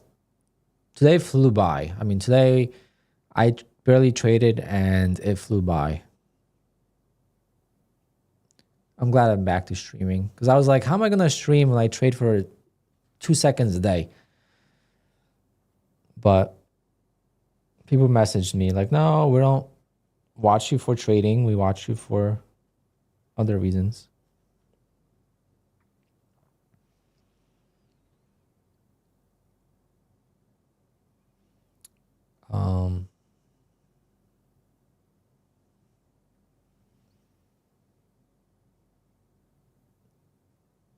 Yeah, Rogue Trader. I can't wait to join you on that.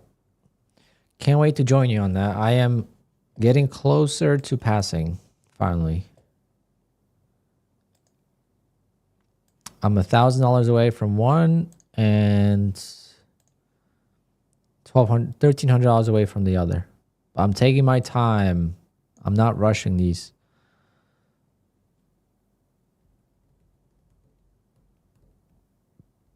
And if I pass these, I'm going to do 3 more. Maybe the 25K accounts. And yeah. Good times.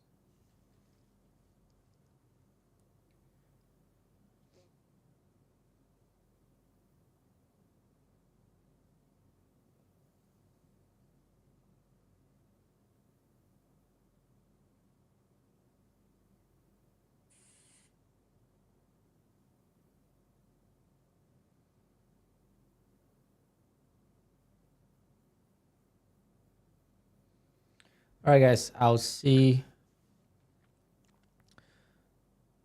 everyone tomorrow. Who said I'm Russian? I didn't see that.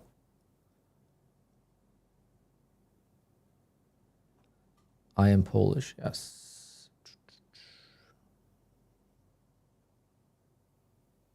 Yeah, TickTick is strict on the opening.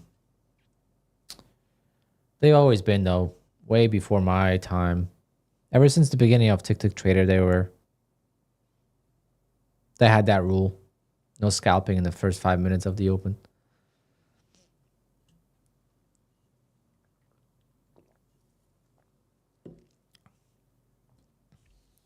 I am American too.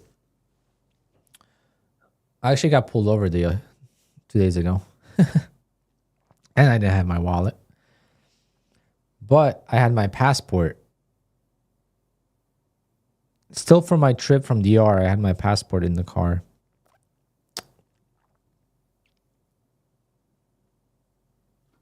That's pretty funny.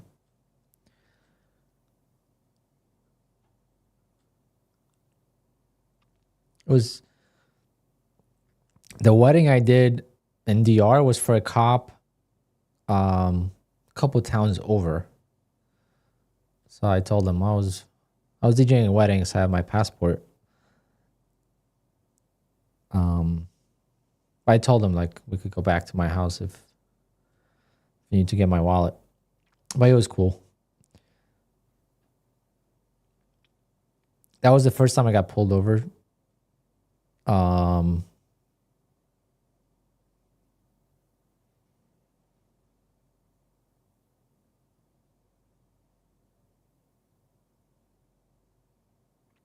Since 2019, I think.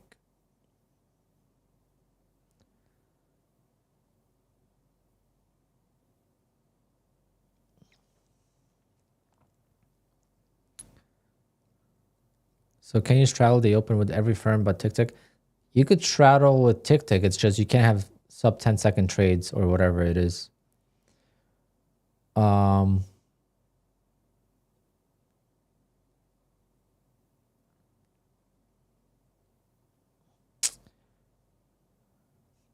I was speeding, but he was coming like he was going the other direction, and I just saw him pop a Yui.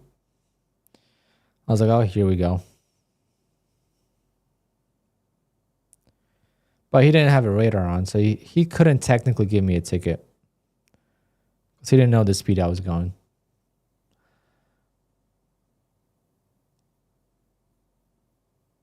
But they'll pull you over like that just to see if they could find something else, drugs or weed, maybe drinking. So they have a reason to pull you over, but they can't really give you a ticket for that because they don't know exactly what speed you were going.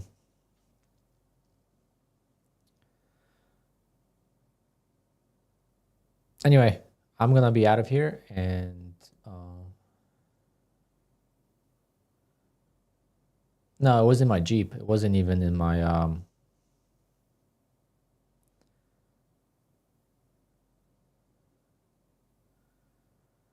was in my Jeep. It wasn't in my 911.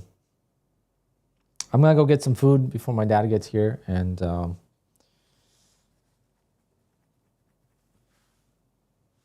yeah. All right, guys. I'll see everyone tomorrow. Tomorrow's Friday already. Holy shit. Where is time going? And then we have a long weekend. Bummer. On NinjaTrader, you would need to get a plugin from Advanced Indicators, I believe it's called. You can't do brackets on NinjaTrader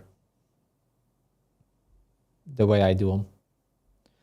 Salvador, good afternoon. I am heading out. Join us earlier tomorrow. What's my daily driver? Jeep Grand Cherokee.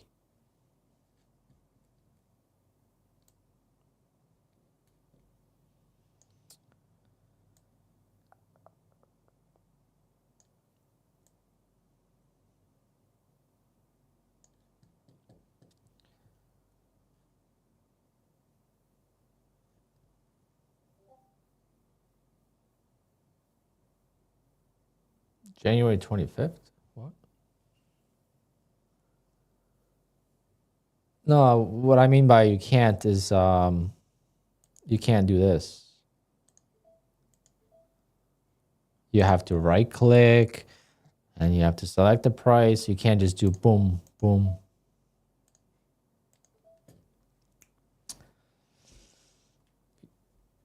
You could set the orders like this. And then once you get close, you can move them, right? You could do it this way. That's one way to do it, I guess. That's how I would do it in Ninja if I was doing it.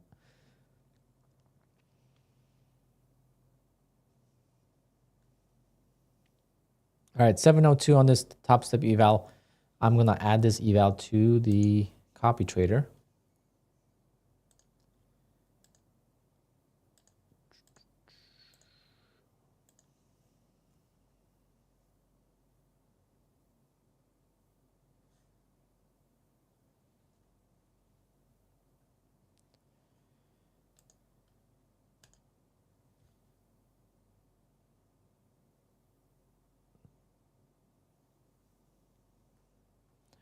Guys, I'm not referring to whatever. We could discuss that another day. What I do, the way I do it, you can't do it on NinjaTrader without having a plugin. I know it for a fact. You could do it differently, but not the way I do it. Anyway, love you guys, and we could discuss more tomorrow. I'll see everyone at 9:15 a.m. Later, guys. Thanks for the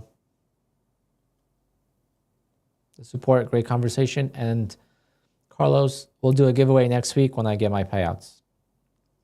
Later, guys. See you tomorrow.